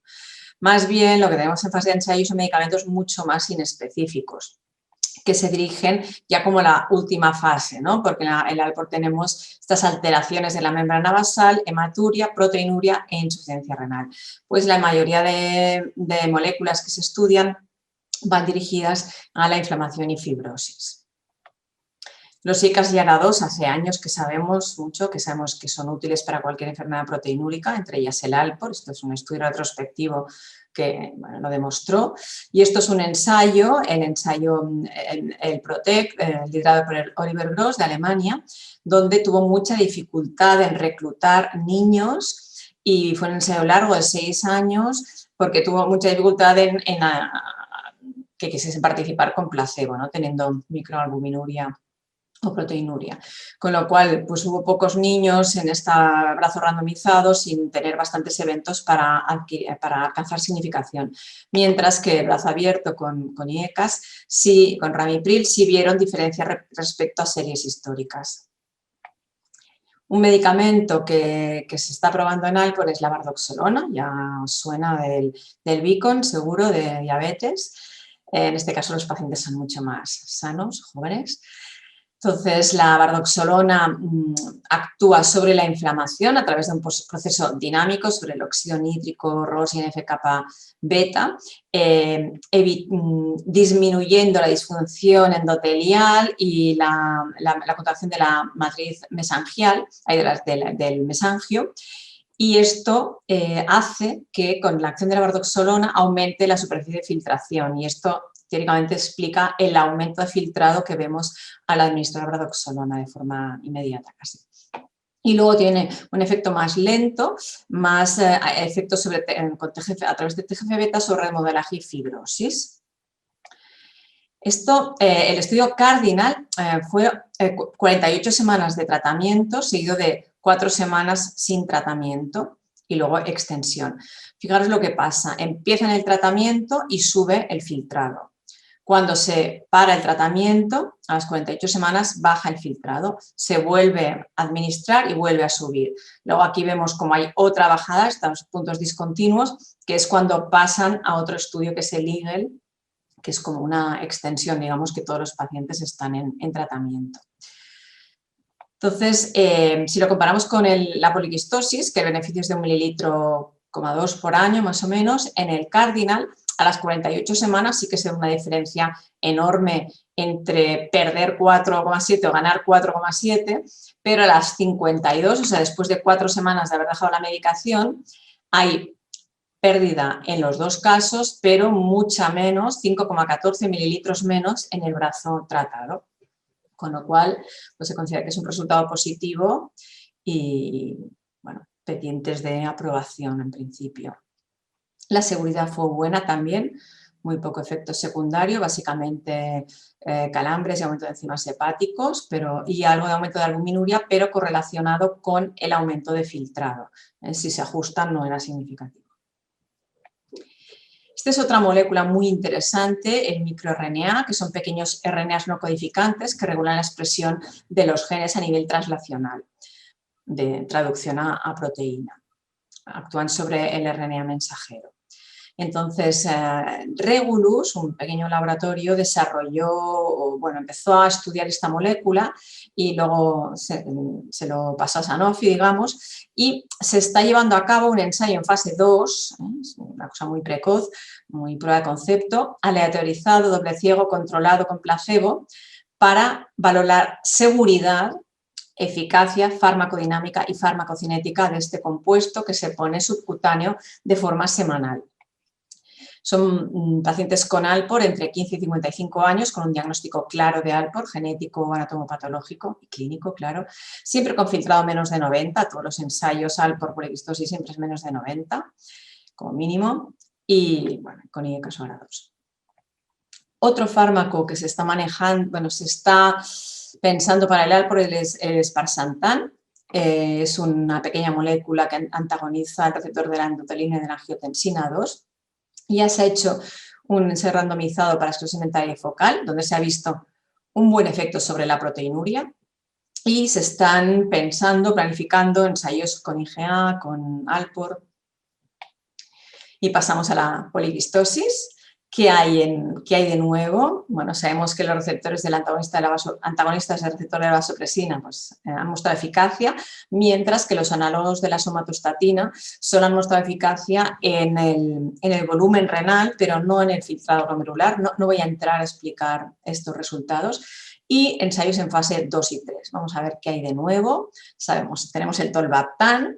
En base al tempo y al reprise, hemos visto que si empezamos a tratar pronto tenemos un beneficio importante de retraso de necesidad de tratamiento renal sustitutivo, mientras que si lo hacemos tarde este beneficio es menos. Entonces, ¿qué ocurre? Que nos gustaría empezar a tratar pronto, pero acabamos empezando tarde. Para evitar esto estaba el algoritmo de rápidos procesadores europeo.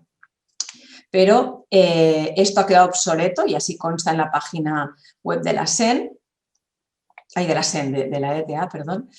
Y en el nuevo documento de consenso hemos establecido los nuevos criterios de rápida progresión. Básicamente aumentamos la edad a 60 años en vez de 50 y esto es en base a la edad media de alcanzar diálisis en España en general, no para poliquistosis sino en general. Entonces, más de 60 no aconsejamos tratamiento y para el resto sí, básicamente con filtrado por encima de 30. Hay que decir que la ficha técnica permite entre 15 y 30, pero como he dicho antes, el beneficio pues, es más discreto y hay que valorarlo a nivel individual. Y obviamente, bueno, entre 55 y 60 que tengan un filtrado bajito, un poco bajo ya, porque si no, no serían rápidos progresadores. Y que cumplan criterios siempre de rápida progresión, que sería en base al modelo de la Mayo o al PRO-PKD. Y en cuanto a la Mayo, así como antes el 1C, decíamos que no, casi quedaba excluido, pues hemos intentado recoger los 1C que realmente son rápidos progresadores, que disminuyen 3,5 al año durante 3 años o con una historia familiar de mayoría de pacientes de familiares en diálisis antes de los 58. ¿Qué ensayos hay en marcha? Pues bueno, el de con lanreotide, ya hemos dicho que lo de los análogos de la somatostatina de momento no acaba de ir muy bien, este es en el Necker que se estaba haciendo, yo creo que han acabado. Luego el del lixivaptan, que es parecido al tolvaptan, pero teóricamente sin hepatotoxicidad, pendiente supongo que se acabe este. Luego tenemos con un fármaco bastante agresivo, tesavitinib, nos recuerda al busutinib con resultados pues, de seguridad malos. Este se usa en cáncer, enfermedad del injerto contra el huésped y es muy importante en este ensayo la seguridad. Y luego tenemos 3 más que entraré con más detalle. La bardoxolona, que ya hemos visto que se usa para otras enfermedades, el venglustat, que también, y un fármaco del laboratorio Galápagos que ahora os comentaré. El venglustat es un inhibidor de la glucosilceramida. Ya en el 2010, el Oxana publicó que en modelos animales el depósito de glucosilceramida era muy importante en modelos de poliquistosis y que la inhibición de la glucosilceramida mejoraba el fenotipo de los animales. Tardamos 10 años en empezar el ensayo, fijaros, desde que hay la idea hasta que se empieza y luego hasta que se aprueba. Básicamente, en la poliquistosis, la alteración de las poliquistinas conduce a una activación de TOR2, por eso se habían usado inhibidores de mTOR, sin éxito, por cierto, y lo que se ve es que este mTOR2 activa la biosíntesis de glicosfingolípidos. Entonces, este medicamento lo que hace es inhibir la síntesis de estos glicosfingolípidos. Entonces, el ensayo se llama STAGE-PKD y el sponsor es Sanofi, Gensime. Hay 3 centros en España, Jiménez Díaz, El Mar y Fundación Puigvert. Hay 8 pacientes incluidos en el Stage 1, que es el que ya está todos randomizados y el reclutamiento acabado. Y hay 2 estudios, Stage 1 y Stage 2. El segundo, el primero más centrado en dosis y también en eficacia, pero más en volumen, y el segundo con endpoint primario con filtrado. La bardoxolona pues también juega el partido de la poliquistosis y fijaros que tienen mucha afición a los pájaros. En el Alport tenemos el Cardinal, el Eagle y en poliquistosis el Falcon. Veremos lo que da de sí el aviario. El Falcon es un ensayo internacional, fase 3, con 300 pacientes. En España participa Puigvert, El Mar, La Paz, Jiménez Díaz y Getafe. 100 semanas de duración en pacientes rápidos progresadores. Veremos, anticipamos resultados, yo creo que no van a ser muy distintos que los del Cardinal. En cuanto a Galápagos, esto es un laboratorio que no habréis oído hablar, seguramente son estos pequeños que hacen el desarrollo inicial de del estudio y luego lo suelen licenciar.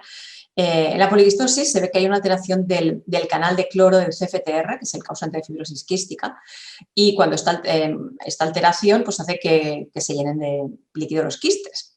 Entonces, un inhibidor de este canal ha demostrado que podría tener eficacia. Entonces, esto es un estudio exploratorio con pocos pacientes, 60 pacientes y de corta duración, 24 semanas, para evaluar eficacia, seguridad, tolerabilidad y farmacocinética. Y no ha empezado, pero poco le falta en España. Total, que hay muchas estrategias, fármacos, moléculas que se están estudiando a nivel murino, a nivel bueno, veremos lo que ocurre. Esperamos no se prueben muchas moléculas tan agresivas como el bosutinib o el erlotinib que os he dicho, porque estas ya se puede deducir que van a ser muy agresivas para una enfermedad que hay que tratar a gente joven durante muchos años. ¿Cuál sería? Pues el fármaco ideal. Pues un fármaco no tóxico con buena biodisponibilidad oral, a poder ser, que sepamos cómo actúa, que actúe sobre varias dianas, probablemente esto es más de un fármaco, que podamos medir bien el efecto a nivel individual, que se pueda usar pronto en niños si puede ser, a largo plazo, muchos años, que nos sirva para el riñón pero para lo extrarrenal también, puestos a pedir, que sea barato para que el sistema sanitario nos aguante y probablemente acabemos con más de un fármaco. Cambiamos de enfermedad, el Fabry. En cuanto al Fabry, el migalastat, pues ya sabemos que es el último fármaco aprobado para Fabry. Hace un par de años que disponemos de él en España, en base a los ensayos FACETS y ATTRACT. Y interesante, pues el hecho de que aunque esta enfermedad es de lenta evolución y cuesta ver efectividad, pues a nivel histológico, algo que nos gusta mucho a los nefrólogos, pues vimos cómo se disminuían las inclusiones de GL3 en los podocitos y el volumen de podocitos, el ensanchamiento de los pedicelos se redujo y claramente esta reducción de volumen de GL3 se correlacionó con el volumen del podocito, con reducción del volumen del podocito. O sea, una buena noticia que llega al podocito. Y esto es más reciente, los resultados a 30 meses del ensayo ATTRACT que comparaba reemplazamiento enzimático con Galafol. Entonces se vio que había una estabilidad del filtrado glomerular, tanto los que habían tomado enzima previo como los naïf. Y en cuanto a proteinuria también se mantuvo estable. Aquí parece que haya diferencias, pero en realidad no son significativas. A destacar en la extensión de 30 meses que se ve una disminución de la hipertrofia cardíaca, básicamente en los que tenían hipertrofia basal, ¿no? Pero bueno, esto es bastante curioso e interesante de estos estudios. ¿Y qué tenemos para un futuro? Pues hay 2 enzimas más en desarrollo, teóricamente deberían funcionar mejor porque, bueno, si no, no tendría mucho sentido más enzimas. Luego tenemos un par, es la pegunigalsidasa alfa y el MOS-alfa-gal. Luego un par de inhibidores de sustrato, bueno, el lucerastat y el venglustat, es el mismo que hemos comentado para la poliquistosis, este inhibidor de la glucosilceramida. Luego tenemos terapia génica y terapia génica hay 3 ensayos en marcha.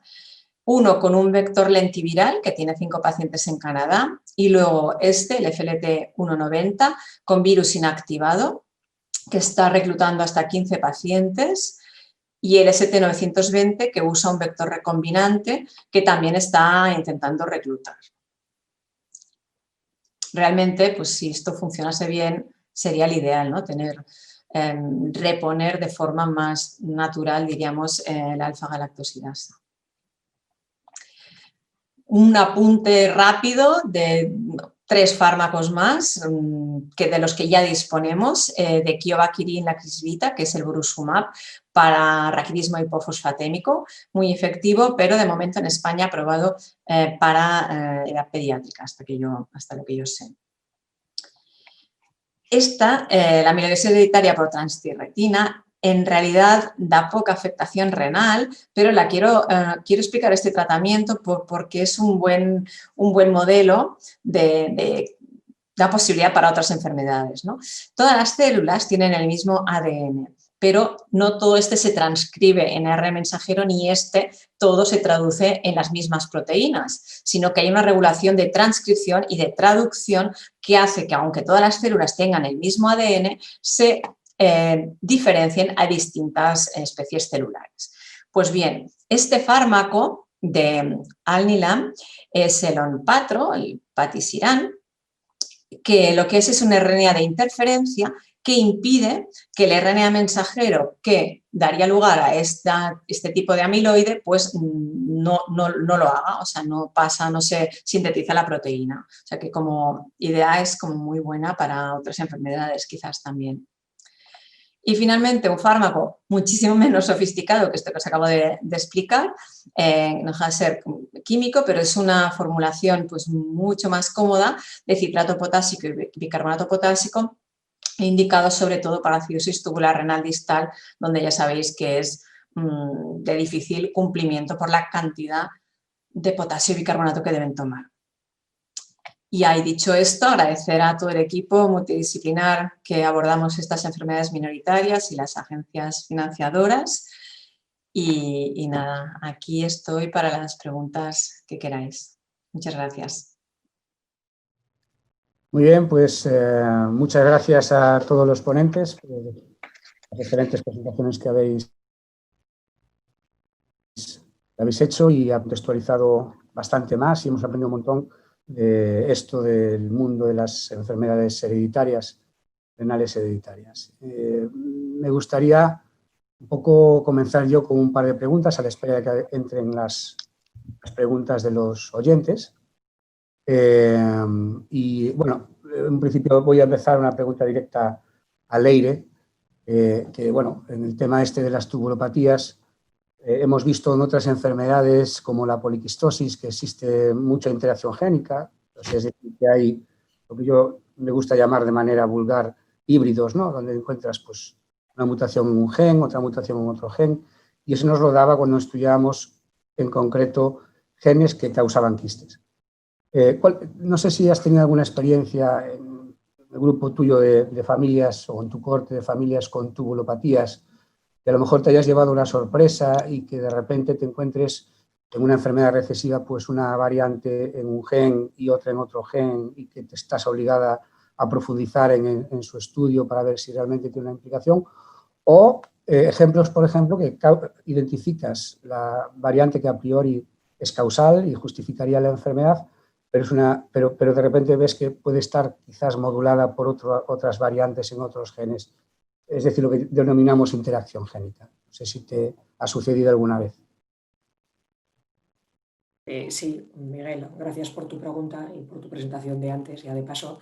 Sí, claro, eso que dices nos sucede a nosotros también. La diferencia, como tú comentas, por ejemplo, con la poliquistosis o con enfermedades quísticas, es que estas enfermedades son más raras y por lo tanto más desconocidas, al menos desde el punto de vista molecular.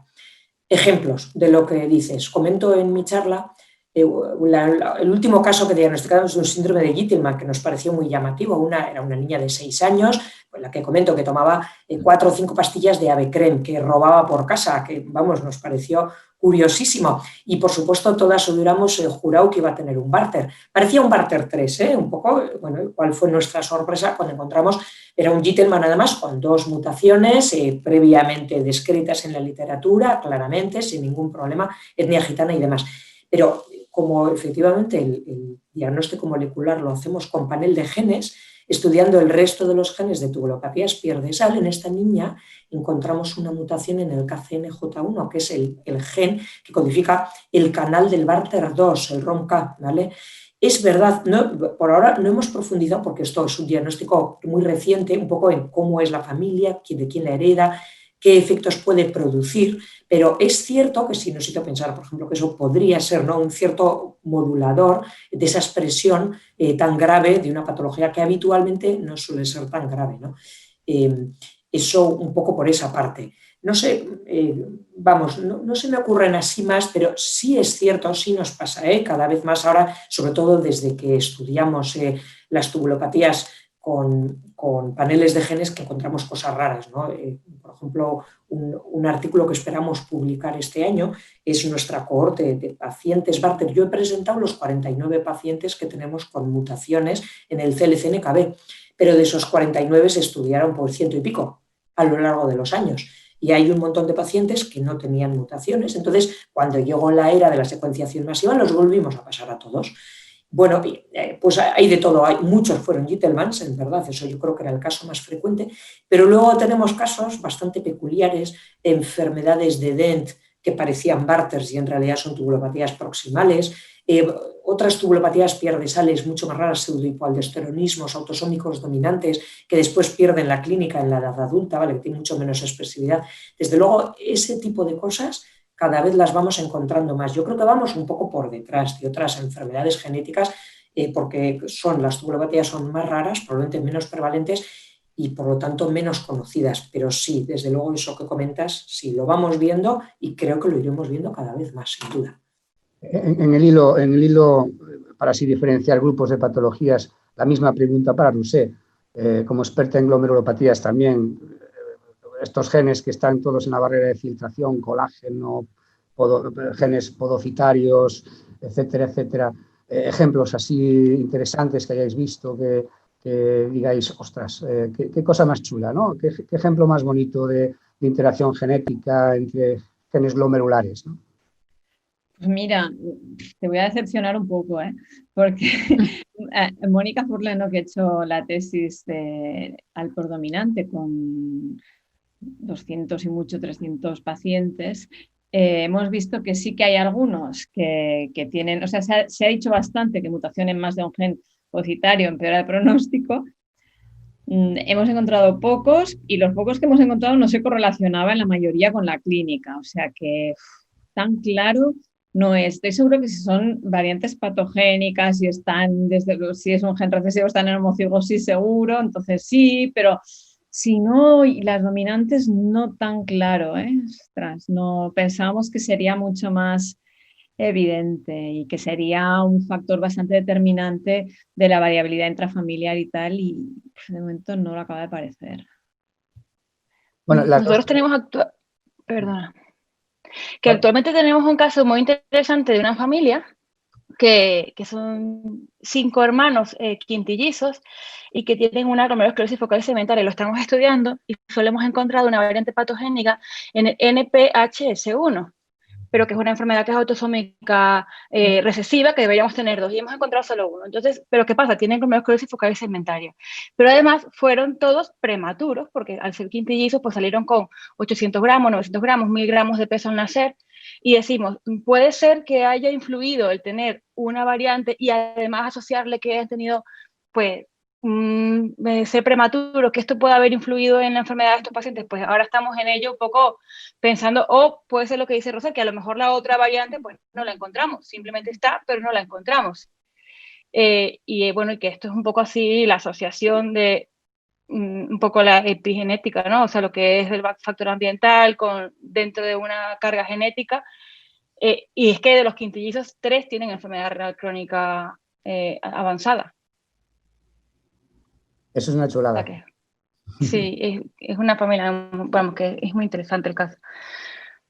Bueno, un poco lo que quería decir yo es el valor, el peso que cada vez está cogiendo más el hacer los estudios genéticos. Un poco va en relación con uno de los comentarios que hemos recibido, bueno, lo que hablasteis previamente de si hacerle a niños el test genético previo, ¿no? Habéis sembrado controversia, por supuesto, porque unos opinan que sí, otros opinan que no. Bueno, pues lo que sí está claro, una vez esas controversias, pues habrá que debatirlas, pero lo que sí está claro es que cada vez más gana peso el estudio genético y el anatomopatológico. Mi segunda pregunta, si quieres y después ya pasas tú, Vania, a hacer preguntas. Vale. Las preguntas es para Rousset, intentando ponerla en un compromiso así que se moje. A ver, de las terapias que nos has hablado por grupos en poliquistosis o en glomerulopatías, ¿Cuál es la que te inspira a ti, que está ganando peso? Mójate, peso, digamos, desde el punto de vista cómo va evolucionando el tratamiento del paciente por grupos de patologías. Que no voy a ser muy optimista, la verdad. Es que es tan difícil ver el efecto. O sea, es que hasta que no salgan los resultados de ensayo es que es imposible ver el efecto. Es que es como el tolvaptán, que a nivel individual no puedes decir nada, pues que más de lo mismo, ¿no? Así conceptual, a mí me gustan mucho más los tratamientos que van al defecto, ¿no? Como he dicho, por ejemplo, en el Alpor, ir a reparar esa membrana basal, una producción de colágeno bueno, no defectuoso, ¿no? Pero eso sí que lo tenemos lejos de momento. Claro. Y, por ejemplo, para el FAB, la terapia génica, ojalá, o sea, cuando vi que había 3 ensayos, digo, pues muy bien, ¿no? Como concepto, para mí, ir no a lo inespecífico, sino claramente a la patogenia de la enfermedad. Pero decir en este momento dónde pondría las acciones en esto, en Pfizer, ¿no? Que parece que la vacuna del COVID les va bien, pues en estos. Bueno, no sé si tienes la misma sensación que yo, y un poco casi lo has hablado también en tu charla, que cada vez se tiende a tener tratamientos transversales para todas las patologías. El Mirnar 21, este tratamiento aparenta que ahora también la dosis también puede funcionar, y entonces parecen más tratamientos transversales que, como tú bien indicas, carecen de profundidad en el estudio de la patología y que pueden servir definitivamente, ¿no? Claro, te lo puedes mirar de 2 maneras, es decir, súper inespecífico, pero por otro lado, toman una enfermedad de pacientes bastante sanos, medicamentos huérfanos, ¿no? Enfermedades raras, y como prueba de concepto, claro, si aquí actúan sobre la fibrosis y la inflamación que está presente en la gran mayoría de nefropatías, pues mira, si funciona se puede extrapolar y tener un uso mucho más importante y una repercusión y un impacto muy grande, claro. Pero desde luego específico poco. ¿Y un nombre para el que te guste más de las glomerulares, de Alport, etcétera, que te tira a ti más? ¿Cuál? Hombre, Alpor. Alpor estaba pegando fuerte. Yo creo que, o sea, voy a decir, para mí, creo que el síndrome de Alpor es la nefropatía más frecuente. Ahí lo dejo. Más que la poliquistosis. Sí, y eso yo creo que es también un mensaje muy importante, porque todavía algunos nefrólogos siguen poniendo el diagnóstico de nefropatía familiar benigna y que hay que ir más allá, y probablemente la causa de esa nefropatía, de esa microhematuria, quise decir, pero microhematuria familiar benigna, sea una mutación en un gen del colágeno, y que hay que hacer el diagnóstico, porque si ya tenemos los pacientes diagnosticados, cuando ya el ensayo clínico pues haya demostrado que funciona, se puede ofrecer un tratamiento. Entonces, no esperar a ese momento para empezar a diagnosticar. Ya tenemos que tener a los pacientes diagnosticados, creo yo, y bueno, pues esperando el momento que haya un tratamiento, pues poder dárselo a los pacientes. Es lo que creo que es importante. Sí, borrar el término enfermedad de la membrana basal delgada, que realmente ha quedado obsoleto. Y otra cosa que aprovecho para decir, porque es que me indigna bastante, es que se publica en revistas buenas incluso, hablan de, oh, qué sorpresa, esclerosis segmental y focal que acaba siendo, que es Alpor. Dices, pero es que la esclerosis focal es lo que encuentras en todos los Alpors evolucionados, entonces lo publican como el gran descubrimiento. Y digo, pero bueno, ¿quién ha revisado esto? Bueno, de hecho es la cicatriz que se ve en un montón de enfermedades, no solamente en Alpor. O sea, la cicatriz de glomerulosclerosis focal segmentaria es la vía final común de muchísimas enfermedades. Por ejemplo, algunas de las tubulopatías que has mencionado antes, o el Fabry, o sea, un montón de ellas terminan pues con cicatrices en forma de glomerulosclerosis focal segmentaria. Esta es la controversia siempre de los diagnósticos, ¿no?, anatomopatológicos, que fueron muy útiles en su día y para perfilar, y que ahora viene el garrote de la genética y, bueno, ayuda un poco más a sesgar, ¿no? Y como tú bien, Roser, dijiste antes, juntar en nefropatías del colágeno o grupos de genes que causan fenotipos anatomopatológicos o funcionales. ¿Hay alguna pregunta? Yo creo que podríamos hacerla porque quedan 5 minutos. Hay una pregunta para la doctora Madariaga. Excelente charla.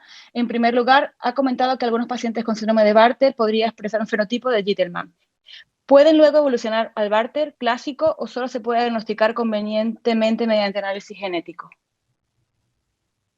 El análisis más, digamos que el diagnóstico más conveniente es el genético, ¿vale? Evolucionan normalmente, lo que hacen, es decir, el fenotipo Barter es el fenotipo que presentan el fenotipo Gitelman, es decir, la tendencia a presentar hipomagnesemia con el tiempo, es lo que les pasa a muchos Barter. Normalmente nuestra experiencia, nuestra serie es que cuando precisan suplementos de magnesio, que esas son las hipomagnesemias, no dejan de precisarlo, es decir, se mantiene eso, digamos que su forma de compensación tubular se tiende a establecer con el paso del tiempo. Bien, es verdad que en estas series tampoco tenemos, y no hay descritas tampoco series de seguimientos de adultos de 70 años, por ejemplo, ¿vale? Entonces, bueno, pues llegamos hasta donde llegamos. Dicho lo cual, pues sí, generalmente por este motivo y por muchos otros como se han comentado en estas charlas, el diagnóstico más conveniente hoy en día, sobre todo de tubulopatías un poco que se tienden a solapar, porque hay otras, o la poliquistosis, por ejemplo, es una enfermedad mucho más clara, la poliquistosis dominante, las tubulopatías se tienden a solapar mucho más de lo que teóricamente inicialmente conocimos, ¿no? Entonces sí, el diagnóstico más conveniente es el diagnóstico molecular, desde luego, es el diagnóstico más certero, vamos, desde luego. Hay otra pregunta, no sé si la quieres leer tú, Miguel. No, tú, go ahead. Aparte de las tubulopatías pierde sal, sobre todo Gitelman, ¿qué tubulopatías soléis encontrar en adultos jóvenes? Y si para el diagnóstico, además de índices de excreción y valoración de acidosis, realizáis estudio funcional, test de furosemida o para diferenciación acidosis proximal o distal. Las tubulopatías que más diagnosticamos, desde luego en el adulto joven, son las pierdesales. El Gitelman, la que más con mucha diferencia es, así como está descrito también, y la Barter 3. Curiosamente tenemos no pocos adultos jóvenes con Barter 3. El resto de los Barters es raro, aunque hay publicaciones, pero es raro.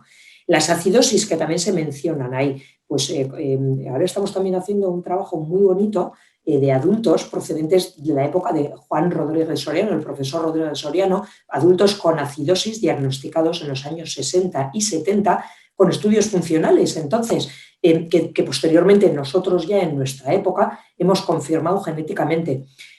Sorprendentemente, pues el 80%, 70% eran acidosis, pero entre ahí en medias había alguno que no tenía nada, alguna hipomagnesemia familiar mal tachada como acidosis, pero que ya pues al llegar a los 30 años estaba en trasplantado, ya no hay quien sepa nada. Entonces se mezclan un batiburrillo de cosas, ¿no? Respecto a los estudios funcionales, yo ya he mencionado que yo soy, aunque estaba mal puesto en la charla, yo soy nefróloga infantil. Yo no veo adultos, yo veo chavales hasta los 18 años. Y aunque tengo mucho trato con los nefrólogos de adultos, yo puedo hablar de lo que hacemos en general en los servicios de pediatría. Como he dicho, hoy en día nosotros, por ejemplo, cosas clásicas para hacer estudios funcionales, las acidosis tubulares o los Barter también, pero sobre todo las acidosis. Antes se hacían mucho en la época del profesor Rodríguez Soriano, se hacían siempre estudios funcionales. Yo, en mi época, no he visto hacer estudios funcionales y me consta que los que son mayores que yo tampoco.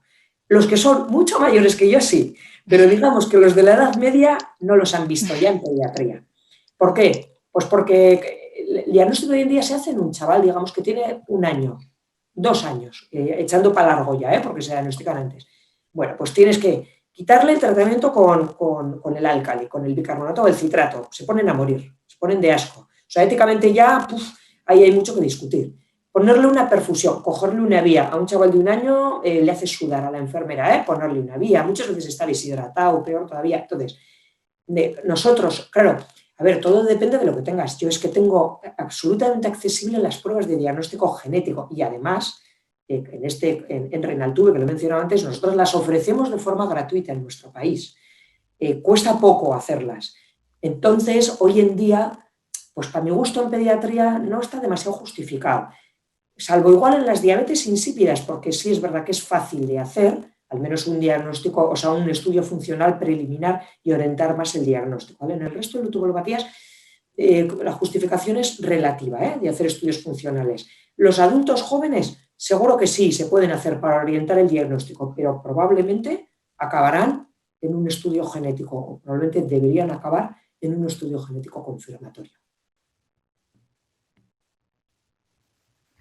Muy bien, no sé si quieres ya nos despedimos, no sé, ya queda un minuto para acabar la charla. Muchas gracias a los ponentes, gracias a los espectadores.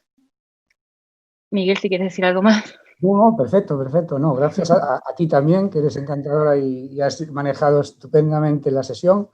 Y a ti. A las ponentes y, por supuesto, a la SEN, que siga apostando, como dijo Rousset, por las enfermedades hereditarias, que yo creo que es el camino. Y nada, nos vemos el próximo año y que todos tengáis un buen COVID dentro de lo malo que estamos pasando. Perdón, y recordar que el jueves tenemos reunión del grupo de enfermedades renales hereditarias, el jueves por la tarde. Sí, muy bien. Gracias. Gracias. Adiós. Hasta luego. Adiós.